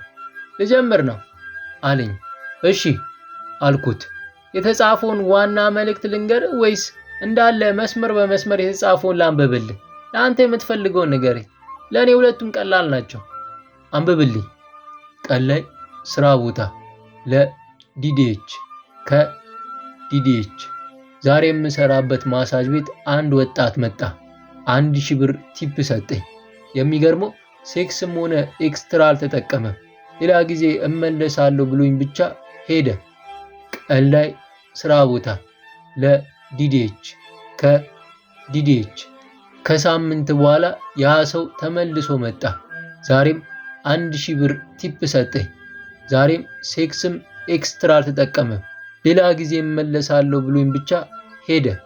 ቀን ላይ ስራ ቦታ ለዲዲኤች ከዲዲኤች ከሳምንት በኋላ ያ ሰው ተመልሶ መጣ። ማን ነው ስምሽ? ደሊላ። መሳይ ቁምላቸው እባላለሁ። አንድ ቀለል ያለ ስራ ልሰጥሽ ነበር። የምን ስራ? በጣም ብዙ ብር ታገኝበታለሽ። ስራው ቀላል ነው። ምንድን ነው? የታሸገ ፖስታ ሰጥሻለሁ። ያን ፖስታ አንቺ ጋር መጥቶ ለሚጠይቅሽ መስጠት ብቻ ነው። ለአንድ ፖስታ 1000 ብር ይሰጥሻል። ፍቃደኛ ከሆንሽ ዝርዝሩን እናወራለን። በዚህ ስልክ ደውይልኝ ብሎኝ ስልኩንና 1000 ብር ቲፕ አስቀምጦልኝ ሄደ። በሁለተኛው ቀን እረፍት ላይ ስለነበርኩኝ ከመሳይ ጋር ቦሌ ፒኮክ ተገናኘን። ስለ ስራው አወራን። እንዴት እንደሆነ ባላውቅም አሳምነኝ። የታሸገ ፖስታ ይሰጠኛል። እኔ ማሳጅ ቤት መጥተው 5640 የሚል ኮድ ሲነግሩኝ ፖስታውን እሰጣለሁ። እናም ይህችን ቀላል የመቀበልና የመስጠት ስራ ለመስራት ዛሬ ተስማማሁ። የሚገርም ነው። ከመሳይ ጋር ስራውን እየሰራው 1 ዓመት አለፈኝ። አንድም ቀን ከመሳይ ጋር ሴክስ አድርገን አናውቅም። ከስራ ሰዓት ውጪ ለመጀመሪያ ጊዜ ፒኮክ ከመገናኘት ውጪ ተገናኝተንም አናውቅም። ዛሬ ደግሞ አዲስ ቤት ጃን ሜዳ ተከራየን። ዋው! ቤቱን ያከራየንን ልጅ ወዲያው ወደድኩት። ከመሳይ ጋር እንደማንተዋወቅ ነው የምንሆነው። መቼም በትወና ጎበዝ ነን። ለነገሩ በፊት ለ4 ወራት ቤታቸውን ያከራዩን ሰውዬ መቼ ነቁብን? የፈጣሪ አለ። እንደ ዛሬ ደንግጬ አላውቅም። እሱ አላወቀኝም ይሁን ሆነ ብሎ ዘግቶኝ ይሁን አላውቅም። ጨለም ያለው ማሳጅ ክፍል ውስጥ የዛሬውን የታሸገ ፖስታ ማሳጁን ተጠቅሞ ሲጨርስ 5640 የሚል ኮድ ተናግሮ የወሰደው ቤት ያከራየን የኬኛ ጓደኛ ራሙስ ነበር። እንዴ ይህ የታሸገ ፖስታ ምን ይሆን? ነገሩ ሲከነክነኝ ስለነበር ሆነ ብዬ ውሃ በማስነካት ውሃ ውስጥ ወደቀብኝ ለማለት ወሰንኩና ፖስታውን ከጫፉ በውሃ አስነክቼ ከፈትኩት። በጣም በርካታ 100 ብሮች ናቸው። የምን ብር ይሆን? በግምት 10,000 ሳይሆን አይቀርም። 5 ሰዓት ላይ የሆነ ጥቁር ሰው መጣና ማሳጅ ተጠቅሞ ሲጨርስ ደሊላ ሲለኝ አቤት አልኩት። 5640 አለኝ። በጣም ይቅርታ፣ ጠዋት ድንገት ወድቄ ቦርሳዬ ውሃ ውስጥ ገብቶ ጫፉ አካባቢ ውሃ ነካብኝ፣ ግን ለክፉ አይሰጥም አልኩት። በትኩረት ወረቀቱን ተመለከተው። ለዛሬ ችግር የለውም፣ ሌላ ጊዜ ግን እንዳይለመድሽ። እሺ ተባብለን ተለያየን። ሰውየው ሲወጣ ግን በክፉ አይን እየተመለከተኝ ነበር። እጅግ በሚያስፈራ አይን እየተመለከተኝ ነበር። ከ4 ቀናት በኋላ ያ አስፈሪ ጥቁር ሰው በድጋሚ መጣ። በእነዚያ አስፈሪ አይኖቹ ተመለከተኝ። ማሳጅ ተሰርቶ እንደጨረሰ ደሊላ አለኝ። አቤት። 5640 ሰጠሁት። በትኩረት እየተመለከተኝ በቀደም ሆን ብለሽ ነው እንጂ የምር ወድቀሽ ውሃ ውስጥ ፖስታው ገብቶ አይደለም። አረ ወድቄ ነው ይሆናል አለኝና የሆነ ወረቀት ሰጠኝ። ወረቀቱ ላይ ጽሑፍ የለም፣ ስዕል ቢጤ አለ፣ ግን አልገባኝም። ምን ለማለት ፈልጎ ይሆን? በቃ ከዚህ በላይ ያለውን ነገር ለማወቅ አልፈለኩም። ለአስተርጓሚ ወጣት ያለኝን ብር ሰጥቼው ተለያየን። ያ ቀሽም ፖሊስ ምንም መረጃ የለውም ብሎ ዲያሪውን ስለሰጠኝ አናድደኝ። ብዙ መረጃ ነበረው። ቢያንስ ለምን በተለየ ቋንቋ ተጻፈ ብሎ እንኳ ራሱን አይጠይቅም? ለምን ይሆን ኢትዮጵያ ውስጥ ስልጣን ላይ መቀመጥ የሌለባቸው ተራ ሰዎች በየመስሪያ ቤቱ ውስጥ የተሰገሰጉት? እንዴ በዚህ ዋ ቅዳ ዋ መልስ የሆነ ፖለቲካ እኮ አገር ትጎዳለች፣ ህዝብ ይጎዳል። አረ የት ሄደን ነው እሪ የምንለው? አረ ኢትዮጵያ ዝምታሽ በዛ።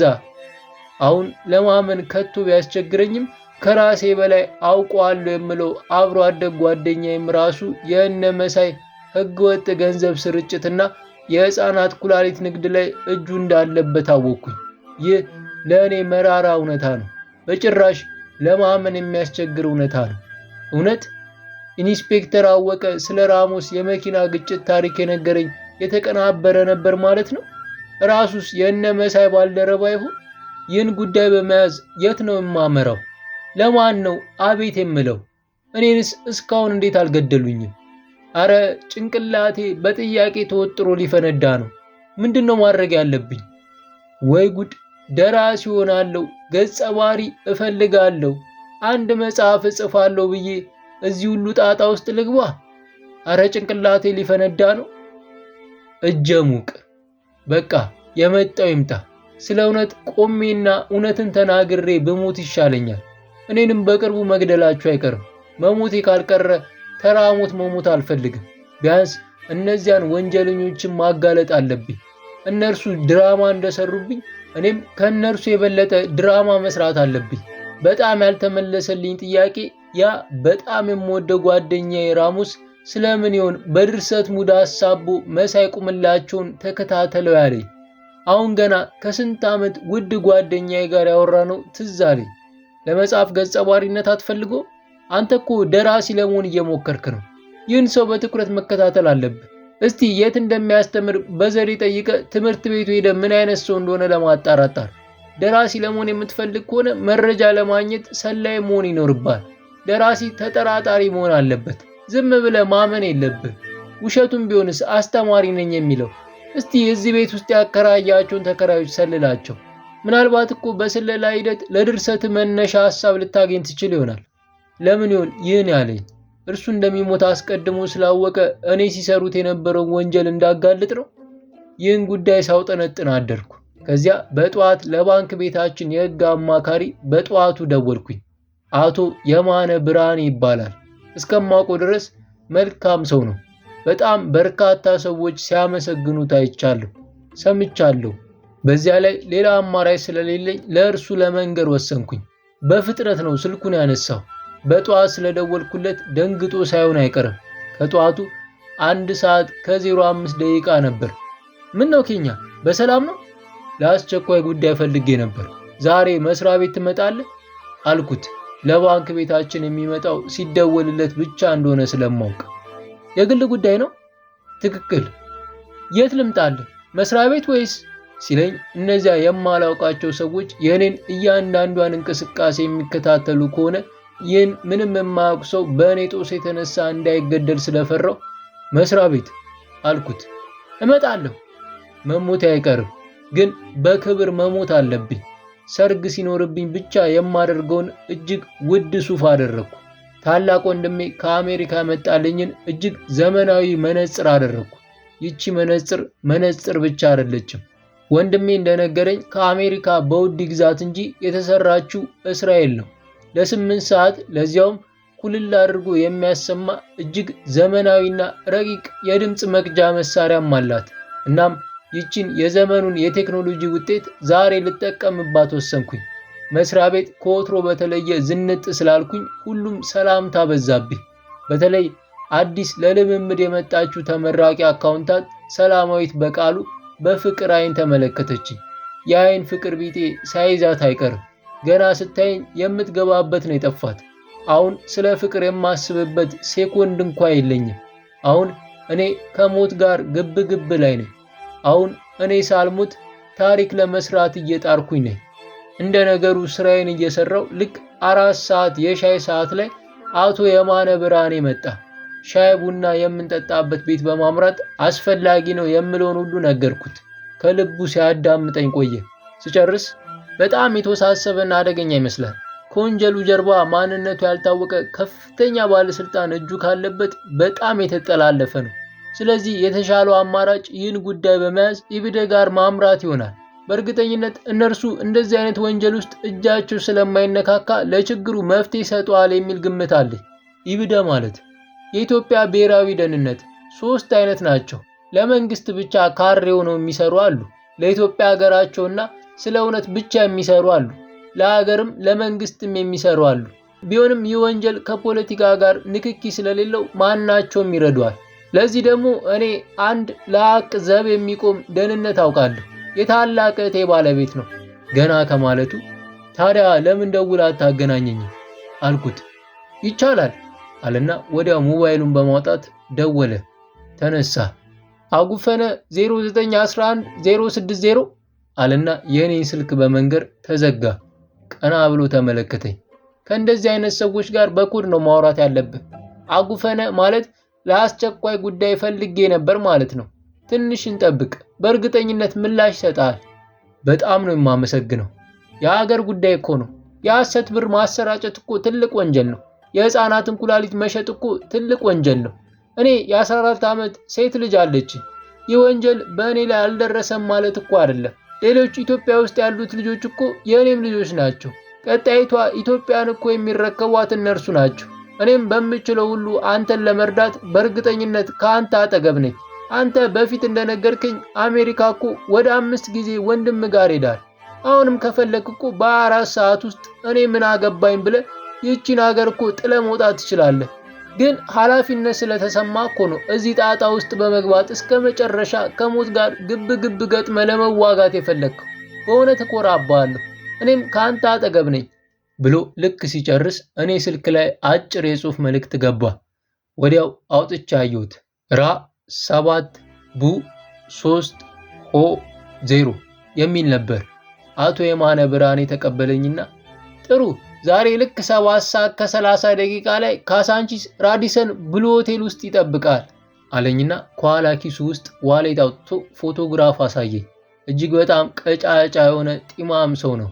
ታዲያ ይህ ሰው እንዲረዳ መረጃ እጅግ በጣም ወሳኝ ነገር ስለሆነ አለኝ የምትለው መረጃ ሁሉ ስጠው። ትንሽ መረጃ ከሰጠው እርሱና ባልደረቦቹ አነፍንፎ ይደርሱበታል። ተጨማሪ ምክሮች ለገሰኝና ተለያየን። አቶ የማነ እንደወጣ ያው ከመስሪያ ቤት ለወጉ ያለ አለቃዬን አስፈቅጄ ወጣሁኝ። ምንም እንኳ ታታሪ ሰራተኛ ብሆንም ሰሞኑን ብዙ ቀናት ስራ ላይ እየተገኘው ስላልሆነ መቼም በቅርቡ ያባርሩኛል። ችግር የለውም። በህይወት ከቆየው ሌላ ባንክ ቤት ተቀጥሬ እሰራለሁ። በቂ ዕውቀት ሆነ ችሎታ አለኝና ካልገደሉኝ ማለቴ ነው። ወዲያው በፍጥነት ኮንትራት ታክሲ በመያዝ ቤት አምርቼ የደሊላን ዲያሪ መጽሐፍ ያዝኩ። በቃ ታሪክ መስራት ስላለብኝ ለመረጃ የሚሆን ነገር ለመሰብሰብ በኮንትራት ታክሲ ወደ ፖሊስ ጣቢያ መራው። በኢንስፔክተር አወቀ ቦታ የተተካውን ሰው ጠይቄ አገኘሁት። እንድቀመጥ ነገረኝ። ተቀመጥኩ። መነጽሬን አውልቄ ጠረጴዛው ላይ ያስቀመጥኩት። ነፍሱን ይማረውና ኢንስፔክተር አወቀ ከመሞቱ በፊት አንድ መረጃ ሰጥቼው ነበር በማለት ጀመርኩ። የምን መረጃ? ስለ አንድ ተጠርጣሪ። ማን የሚባል? መሳይ ቁምላቸው። ገና ከማለቴ መርማሪው በፈገግታ ተሞልቶ ቀና ብሎ ተመለከተኝ። ስም በማጥፋት ወንጀል ልትከሰስ እንደምትችል ታውቃለህ? አልገባኝም። መረጃውን አይቼዋለሁ። ስለ ተጠርጣሪው የቀረበው ነገር ውሸት ነው። በዚያ ላይ አንተ ጋር ተከራይቶ የነበረው መሳይ ቁምላቸው አገር ውስጥ አሁን የለም። ዛሬ 4 ሰዓት ላይ በህጋዊ መንገድ ካርቱም ሄዷል እና አንድ ወዳጅነት ምክር ልምከር። በዝምታ አየሁት። አርፈ ስራን ብትሰራ ይሻላል። ዝም ብለህ ጭራን አትቁላ። ምንም ላታመጣ ዘራፍ አትበለ። የራስን ህይወት ዝም ብለህ ኑር። በቃ አይበቃኝም የምትል ከሆነ አለና የስላቅ ሳቅ ሳቀብኝ። ክንፏ እንደተመታች እርግብ መስዬ መነጽሬን በመያዝ በጸጥታ ከቢሮ ወጣሁ።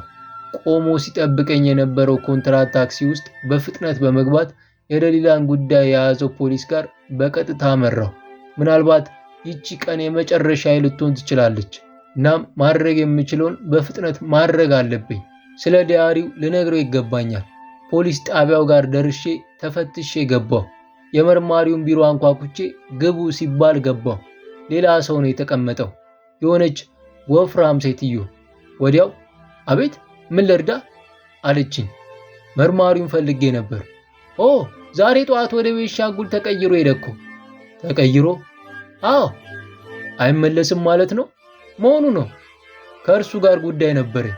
ምንም በተመለከተ? ማሳጅ ቤት ውስጥ ስለሞተች ደሊላ የምትባል ልጅ ከእግር እስከ ራሴ ቃኘችኝ። በአይኗ ወንበር የተቀመጠበትን እያሳየችኝ እንድቀመጥ አዘዘችኝ። ተቀመጥኩኝ። ማን አንተ? ኬኛ ዮሐንስ። ማለቴ ምን ዋነ? ቤት አከራይ።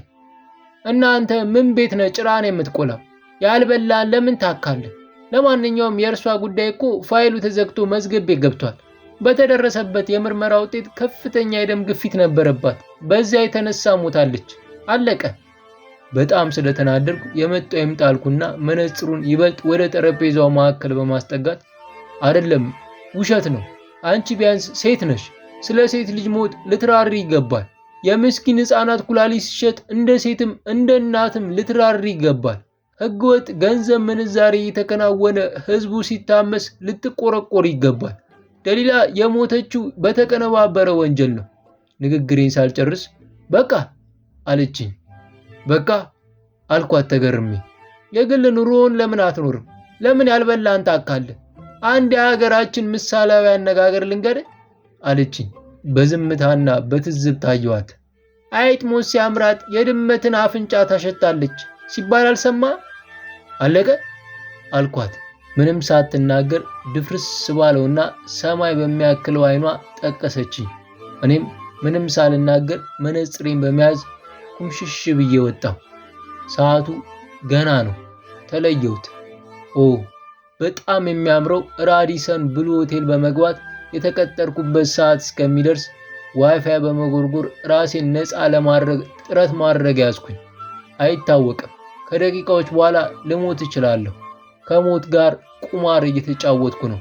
ግን አልፈራውም። ምናልባት ዛሬ ማታ ከሞትኩኝ በድጋሚ ምሳ ላልበላ ስለምችል እጅግ ውድ የሆነውን ምግብ በማዘዝ ግጥም አድርጌ ተመገብኩ። ዋይፋይ ስጎረጉር ሳይታሰበኝ ከቀኑ 7 ሰዓት ከ30 ደቂቃ ሆነ። ልክ ባለው ሰዓት በፎቶ ላይ ያየሁት ቀጭን ረጅም ሰው ግርማ ሞገስ ባለው አረማመድ መጣ። ገብቶ ጥግ ወንበር ላይ ተቀመጠ። በፍጥነት በመሄድ እጄን ዘረጋውለት። ኬኛ ዮሐንስ፣ በርጠሚዮስ። ምንም ጣጣ ሳላበዛና ዙሪያ ጥምጥም ሳልዞር ያለውን ነገር ሁሉ ዘረገፍኩለት። የቀን ውሎ መጻፊያውንና መነጽሩን ሰጠሁት። በርቶሜዎስ ምንም ሳይናገር እንድከተለው ነገረኝ። የተመገብኩበትን አስቀድሜ ከፍዬ ስለነበር በጸጥታ ተከተልኩት። ከሆቴሉ በስተጀርባ ቆማ የነበረች ቪየት መኪና ውስጥ ገባሁኝ። ከኋላ ወንበር ለብቻ ያስቀመጡኝ። ከዚያ ማዕከል ላይ ያለው መስታወት ተነሳና ተዘጋ። ወደ ውጪ ለማየት ጥረት አደረግኩ። ምንም የሚታይ ነገር የለም። ሹፌሩንና በርቶሜዎስን ለማየት ጥረት አደረግኩ። እነሱም በተሸፈነው ጥቁር መስታወት የተነሳ አይታዩኝም። የት እየወሰዱኝ ይሆን? ከአንድ ሰዓት ጉዞ በኋላ መኪናዋ አቆመች። በሩ ግን አልተከፈተልኝም። በዝምታ ተቀመጥኩኝ። 1 ሰዓት ሞላኝ። በድጋሚ መኪናዋ ጉዞ ጀመረች። ከተመሳሳይ 1 ሰዓት ተጨማሪ ጉዞ በኋላ መኪናዋ አቆመች። ከዚያ ድንገት በማዕከል የነበረው ጥቁር መስታወት ዝቅ አለ። በርቶሜዎስ በትኩረት እየተመለከተኝ እዚህ ጋር መውረድ ትችላለህ። ከዚህ ደቂቃ ጀምሮ ስለ ደህንነት አንዳችም እንዳትጨነቅ። አንተን በስውር የሚከታተሉ ከበቂ በላይ የደህንነት አባላት ተመድበዋል። ለተጨማሪ መረጃ ስትፈልግ እጠራለሁ።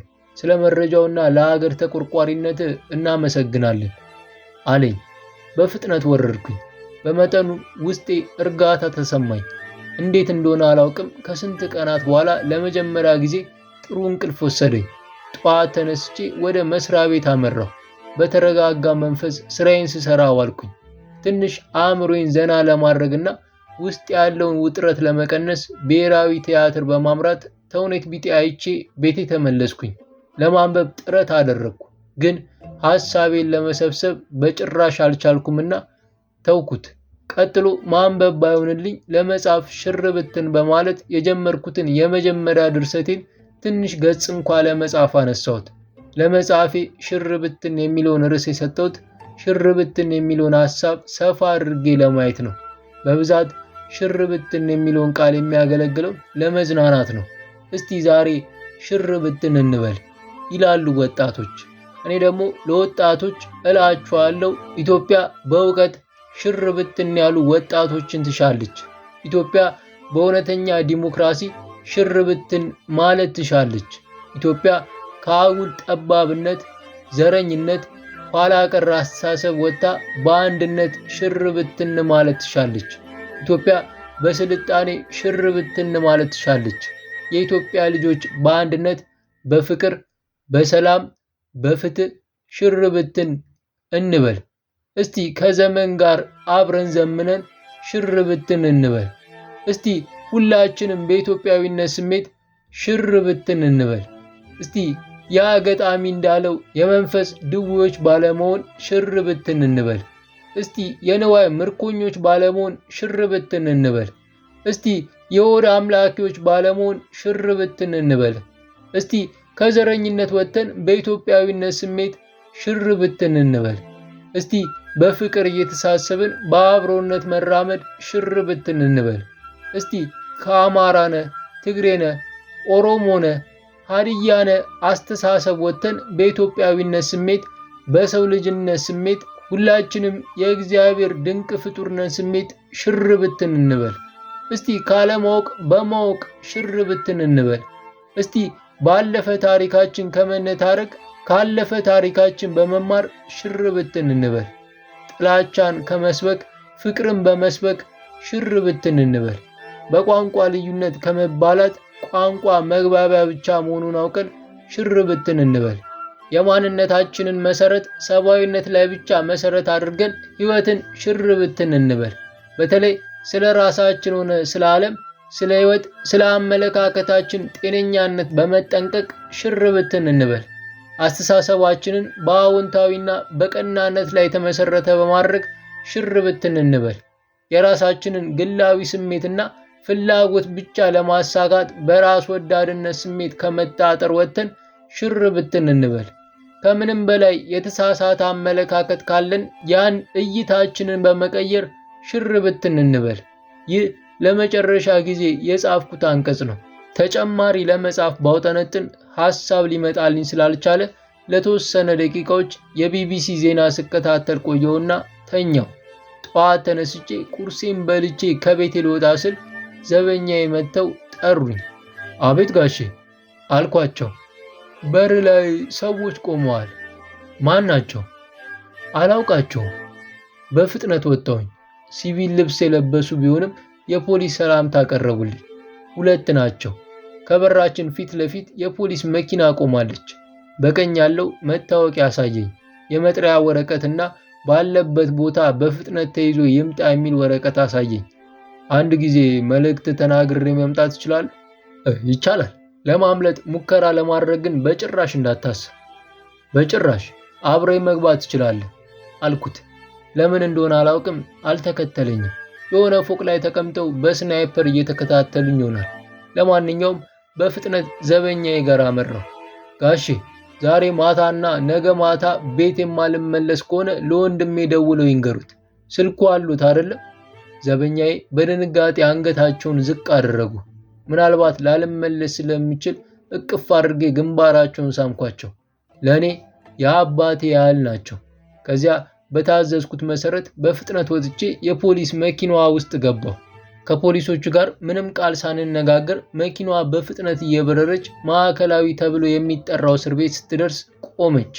ሁለቱ የሲቪል ልብስ የለበሱ ፖሊሶች ከመኪናዋ አስወርደውኝ እያጣደፉ መሩኝ። አንድ ብቸኛ ክፍል ውስጥ ወረወሩኝ። ከአንድ ሰዓት ተኩል ገደማ ቆይታ በኋላ ሁለት ሲኖትራክ መኪና የሚያክሉ መርማሪዎች መጡ። ሌላ ወንበር ያለበት ክፍል ውስጥ ወስደው አስቀመጡኝ። ሁለቱም ከእኔ ፊት ለፊት ወንበር ላይ ተቀመጡ። በስተቀኝ ያለው መርማሪ ለምጠይቅ ጥያቄዎች እውነት የምትለውን ብቻ ትናገራለህ።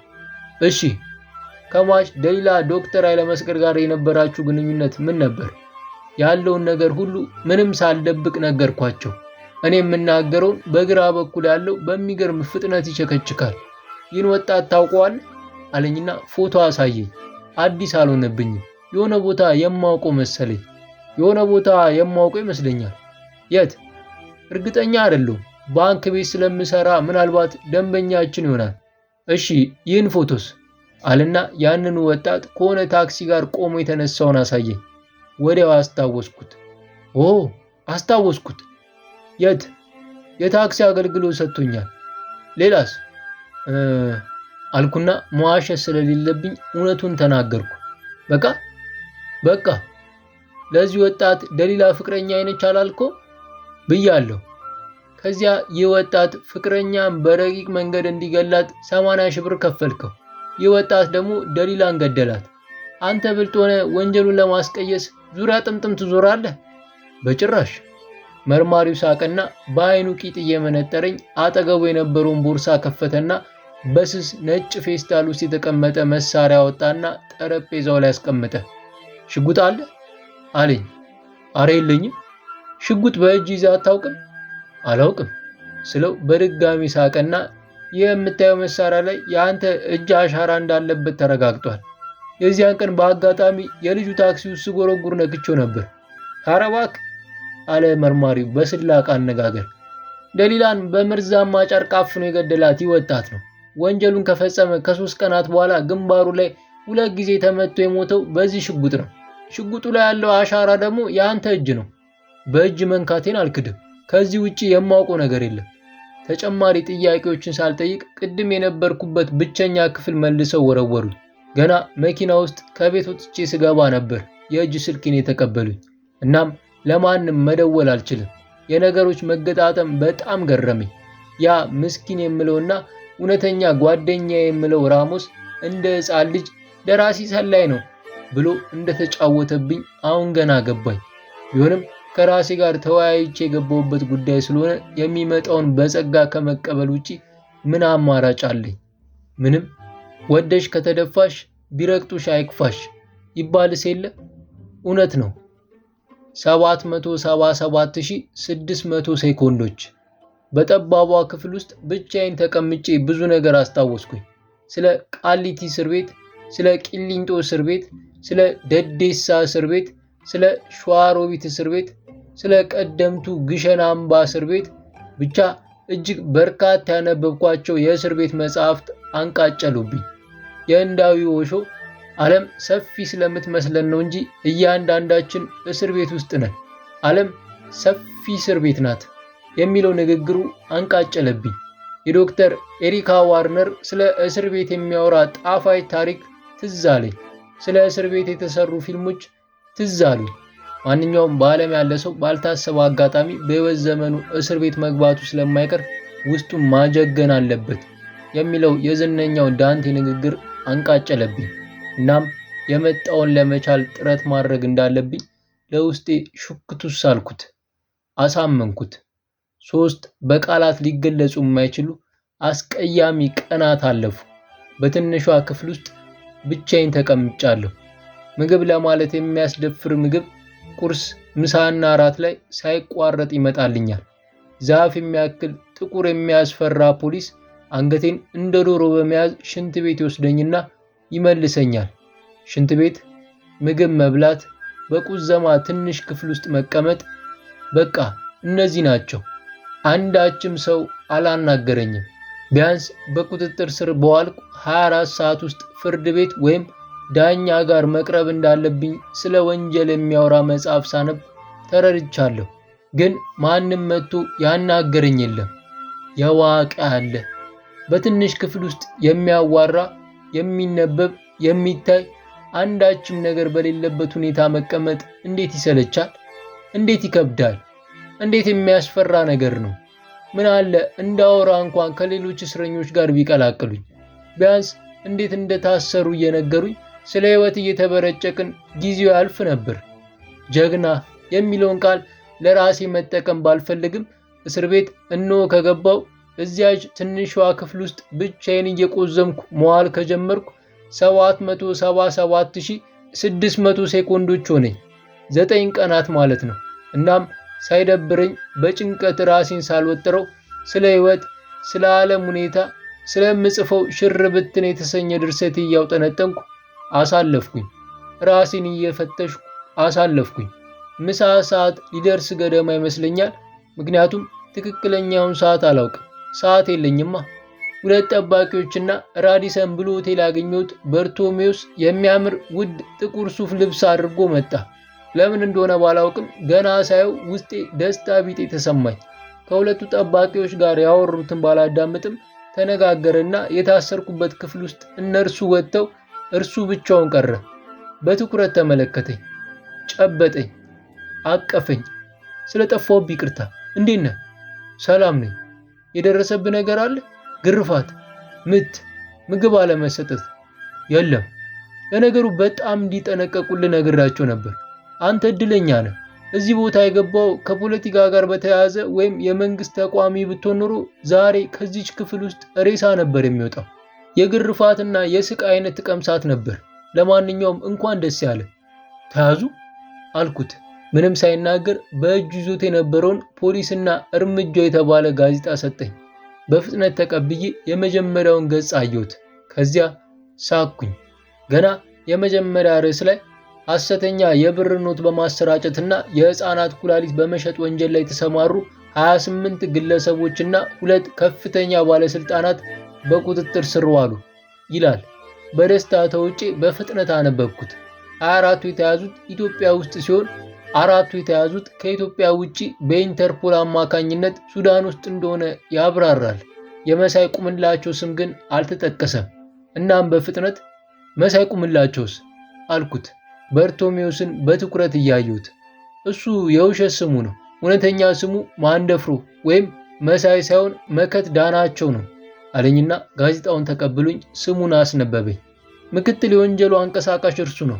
በእርግጥ ከዚህ በፊት ለ3 ዓመታት አስተማሪ እንደነበረም ደርሰንበታል። ለማንኛውም በጣም ትልቅ ውለታ ነው ለሀገር የሰራው። እንዳንተ አይነት ለወገናቸው የሚቆረቆሩ ሰዎች ያስፈልጋሉ። ምክንያቱም ይህች ሀገራችን ኢትዮጵያ ውስጥ በጣም በርካታ ለወዳቸው ብቻ የሚኖሩ ህሊናቸውን በርካሽ ነገር የሸጡ የኢትዮጵያ ትልቅነትን የማይፈልጉ ከግለሰቦች እስከ ባለስልጣናት ያሉባት ሀገር ነች። ሌላ ጊዜ በስፋት እናወራለን። ከአሁን ሰዓት ጀምሮ ነፃ ነህ። ወደ ቤት አደርሰሃለሁ። ታላቅ ወንድም አንተን ለማግኘት እጅግ በጣም ጓጉቷል። በርቶሜዎስን በደስታ አቀፍኩት። ለ9 ቀናት የናፈቀኝን ሰማይ ለማየት በፍጥነት ከትንሿ ክፍል ውስጥ ወጣሁ። ንጹህ አየር ተነፈስኩ። እንደ ንጹህ አየር ምን ደስ የሚል ነገር አለና! ንጹህ አየርን ለፈጠረው ዋቃ ባለበት ክብር ይድረሰው። ከማዕከላዊ እስር ቤት ወጥቼ ንጹህን አየር በሚገባ አስገብቼ አስወጣሁ። በእነ በርቶሜዎስ ዘመናዊ ቪኤት መኪና እየሄድኩኝ ድንገት አንድ ነገር አንቃጨለብኝ። አጠገቤ ወደ ተቀመጠው በርቶሜዎስ ፊቴን አዞርኩኝ። ጥያቄ ነበረኝ። ጠይቅ። ቅድም ስትነግረኝ ምክትል የወንጀሉ አንቀሳቃሽ መሳይ ቁምላቸው ከሆነ ዋናው ማን ነው? ተይዟልስ? ማለቴ ከተያዙት መካከል ነው? ያው እንዳትሸበር በማለት ጥሩን ዜና ነገርኩ እንጂ መጥፎን ዜና አልነገርኩም። ዋናው የወንጀሉ አንቀሳቃሽ ማንነት እስካሁን ሊታወቅ አልቻለም። የተያዙት 2 ባለስልጣናት ሆኑ 28ቱ ሰዎች ራሱ ዋናውን በጭራሽ አያውቁትም ወይም መናገር በጭራሽ አይፈልጉም። ከተያዙት 28ቱ ሰዎች አንደኛው ግን ዋናውን የወንጀሉን አቀናባሪ በመልክ ባያውቃትም ወጣት ሴት እንደሆነች ፍንጭ ሰጥቶናል። በዚህ ጉዳይ አትጨነቅ። ከፌዴራል ፖሊስ ጋር በመቀናጀት ይህችን ሴትም በቅርቡ በቁጥጥራችን ስር እናውላታለን። ስለ ደህንነት ሰግተህ ከሆነ ይህች አደገኛ ወንጀለኛ በቁጥጥር ስር እስከምትውል ድረስ አንተን 24 ሰዓት በስውር የሚጠብቁ የደህንነት አባላት ተመድበዋል። ይገርማል አልኩት። ምኑ አለኝ። ሴት ልጅ ሆና የገንዘብ ፍቅርና የንዋይ ፍቅር ሊኖራት ስለሚችል የውሸት ብር ብታባዛ ላይደንቅ ይችላል። ሴት ሆና ልጅ ከማህፀኗ እንደሚወጣ እያወቀች የህፃናት ኩላሊት ንግድ ላይ መሰማራቷ በጣም ጨካኝ መሆን አለባት። ልክ ነህ። ማንኛውም ወንጀለኛ ወንጀል የሚሰራበት ምክንያት አለው። የዚያችን ልጅ ምክንያት የምናውቀው ስንይዛት ብቻ ነው። በቅርቡ በወንጀለኞች ላይ በተደረገ ጥናት በርካታ ሴቶች ወንጀል አይሰሩም፣ ከወንጀል ራሳቸውን ያሸሻሉ። የሚገርም ጥቂት ሴቶች ደግሞ ወንጀል ውስጥ ይዘፈቃሉ። ታዲያ ጥቂቶቹ የሚሰሩት ወንጀል እጅግ አሰቃቂ የምትለው ነው። ይህን ጉዳይ በተመለከተ በርቶሜዎስ ስለ ሴቶች የወንጀል አሰራር መነሻ ምክንያቶች እያወጋኝ ሳናስበው ቤቴ ደረስኩ። ከበርቶሜዎስ ጋር ተሰነባብተን ተለያየን። ገና በሩን አንኳኩቼ ስገባ ታላቅ ወንድሜና ዘበኛችን ጥምጥም አሉብኝ። ስለ እውነት ለመናገር ከዓመቶች በኋላ ከእስር ቤት የተፈታው ያህል ነበር የተሰማኝ። ከእስር ቤት በሰላም አውጥቶ ለቤት ያበቃኝን ሰማይና ምድርን በጥበቡ የፈጠረውን ዋቃን ቀና በማለት ከልብ ያመሰገንኩት። እንደ ዛሬ ተደስቼ አላውቅም። ይቺ ህይወት የምንላት ጉድ ደግሞ የደስታና የሐዘን ቅንብር አይደለችም? ነች። ድህረ ታሪክ ውቧ ሴት ሰኔ 18 አርብ ቦሌ አየር መንገድ ከታላቅ ወንድሜ ጋር አእምሮዬን ዘና ለማድረግ 1 ሳምንት ሐዋሳ አሳልፈን መጣን። በመዝናናት ሽር ብትናልን፣ ናፍቆታችንን በመወጣት ሽር ብትናልን። በመጨረሻ አዲስ አበባ ተመለስን። ከታላቅ ወንድሜ ጋር ስለሚቀጥለው የህይወት ጉዞዬ በሚገባ አወራን፣ ተስማማንም። የወንድሜ ባለቤት ሙሉ ለሙሉ ጤንነቷ ስላልተመለሰ በፍጥነት ወደ አሜሪካ መመለስ ስላለበት በአሁኑ ሰዓት ቦሌ ዓለም አቀፍ ኤርፖርት እገኛለሁ። አቤት የምሽቱ ብርድ እንዴት የሚያንዘፈዝፍ ነው! ልክ ከምሽቱ 3 ሰዓት ከ55 ደቂቃ ሲል ወንድሜን ሸኝቼው ወደ ቤት ለመመለስ ታክሲ ለመያዝ ታክሲ ተራ ስጠጋ የዋቂ አለ እጅግ ውብ፣ አስደማሚ፣ የተስተካከለ ቁመና ያላት ሸንቃጣ ወጣት የሚያምር ጃኬት ያደረገች፣ ፈዘዝ ያለ ሰማያዊ ጂንስ ሱሪ ያደረገች፣ ደማቅ ፀጉር ያላት የውበት ምሳሌ የምትሆን ብቻ ፈረንጆቹ ከውብም በላይ ውብ የሆነች እያሉ የሚገልጿት ወጣት በፍጹም አፍዝ አደንግዝ ፈገግታ ተሞልታ ታክሲ አለችኝ። በውበቷ የተነሳ ከመደንገጤ መናገር ስላቃተኝ በአንገቴ ምልክት ሰጠኋት። ሃይ። የት? ጃን ሜዳ። ስንት ከፍላለህ? 200 ብር። 300 ብር። እሺ። የዋቂ አለ ይችን የመሰለች ውብ ወጣት እንዴት የሀገራችን ሼክ ሀብታም አላያትም? ሞጭለፍ ነበር የሚያደርጋት። በልጅቷ ውበት ተገርሜ ታክሲዋ ውስጥ ገባሁ። ታክሲዋ ከሞላ ጎደል በንጽህና የተያዘችና ገና ብዙ ያለፋች አዲስ ትመስላለች። የሰፈራችሁ መጠሪያ ጃን ሜዳ ነው? ጃን ሜዳ ነው የሚባለው አለችኝ። ጃን ሜዳ ጥሩ ነው። ሙዚቃ ትወዳለህ? ልክፈትልህ?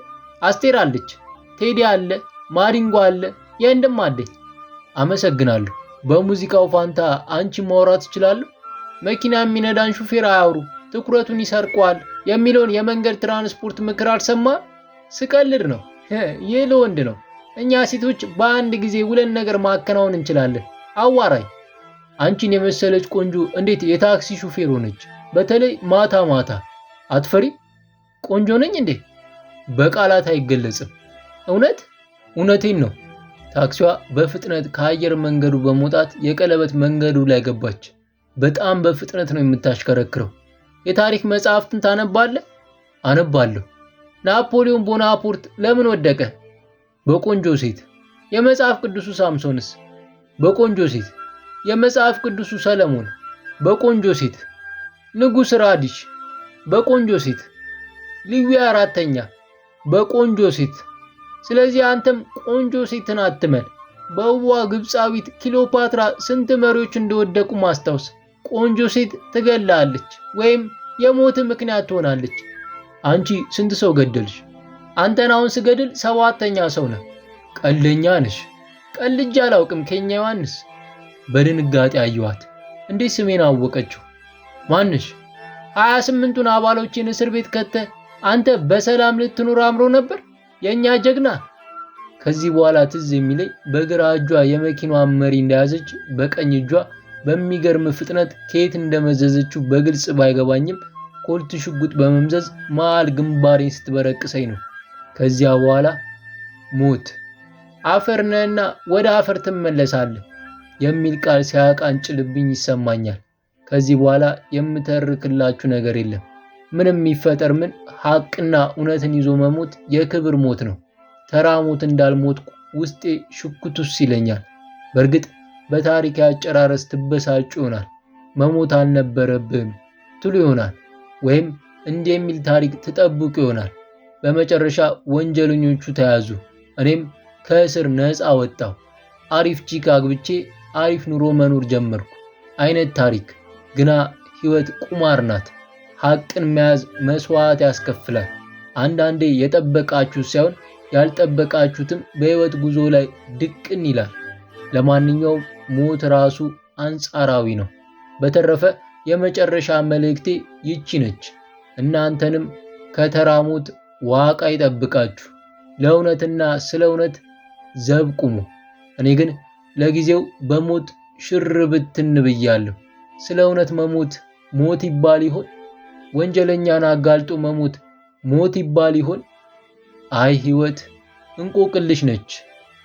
አበቃው። ኬኛ ዮሐንስ ነበርኩ። ኦሮማይ። አመሰግናለሁ። ሰብስክራይብ በማድረግ ሌሎች ትረካዎችን በማዳመጥ ከኛ ጋር ይወዳጁ።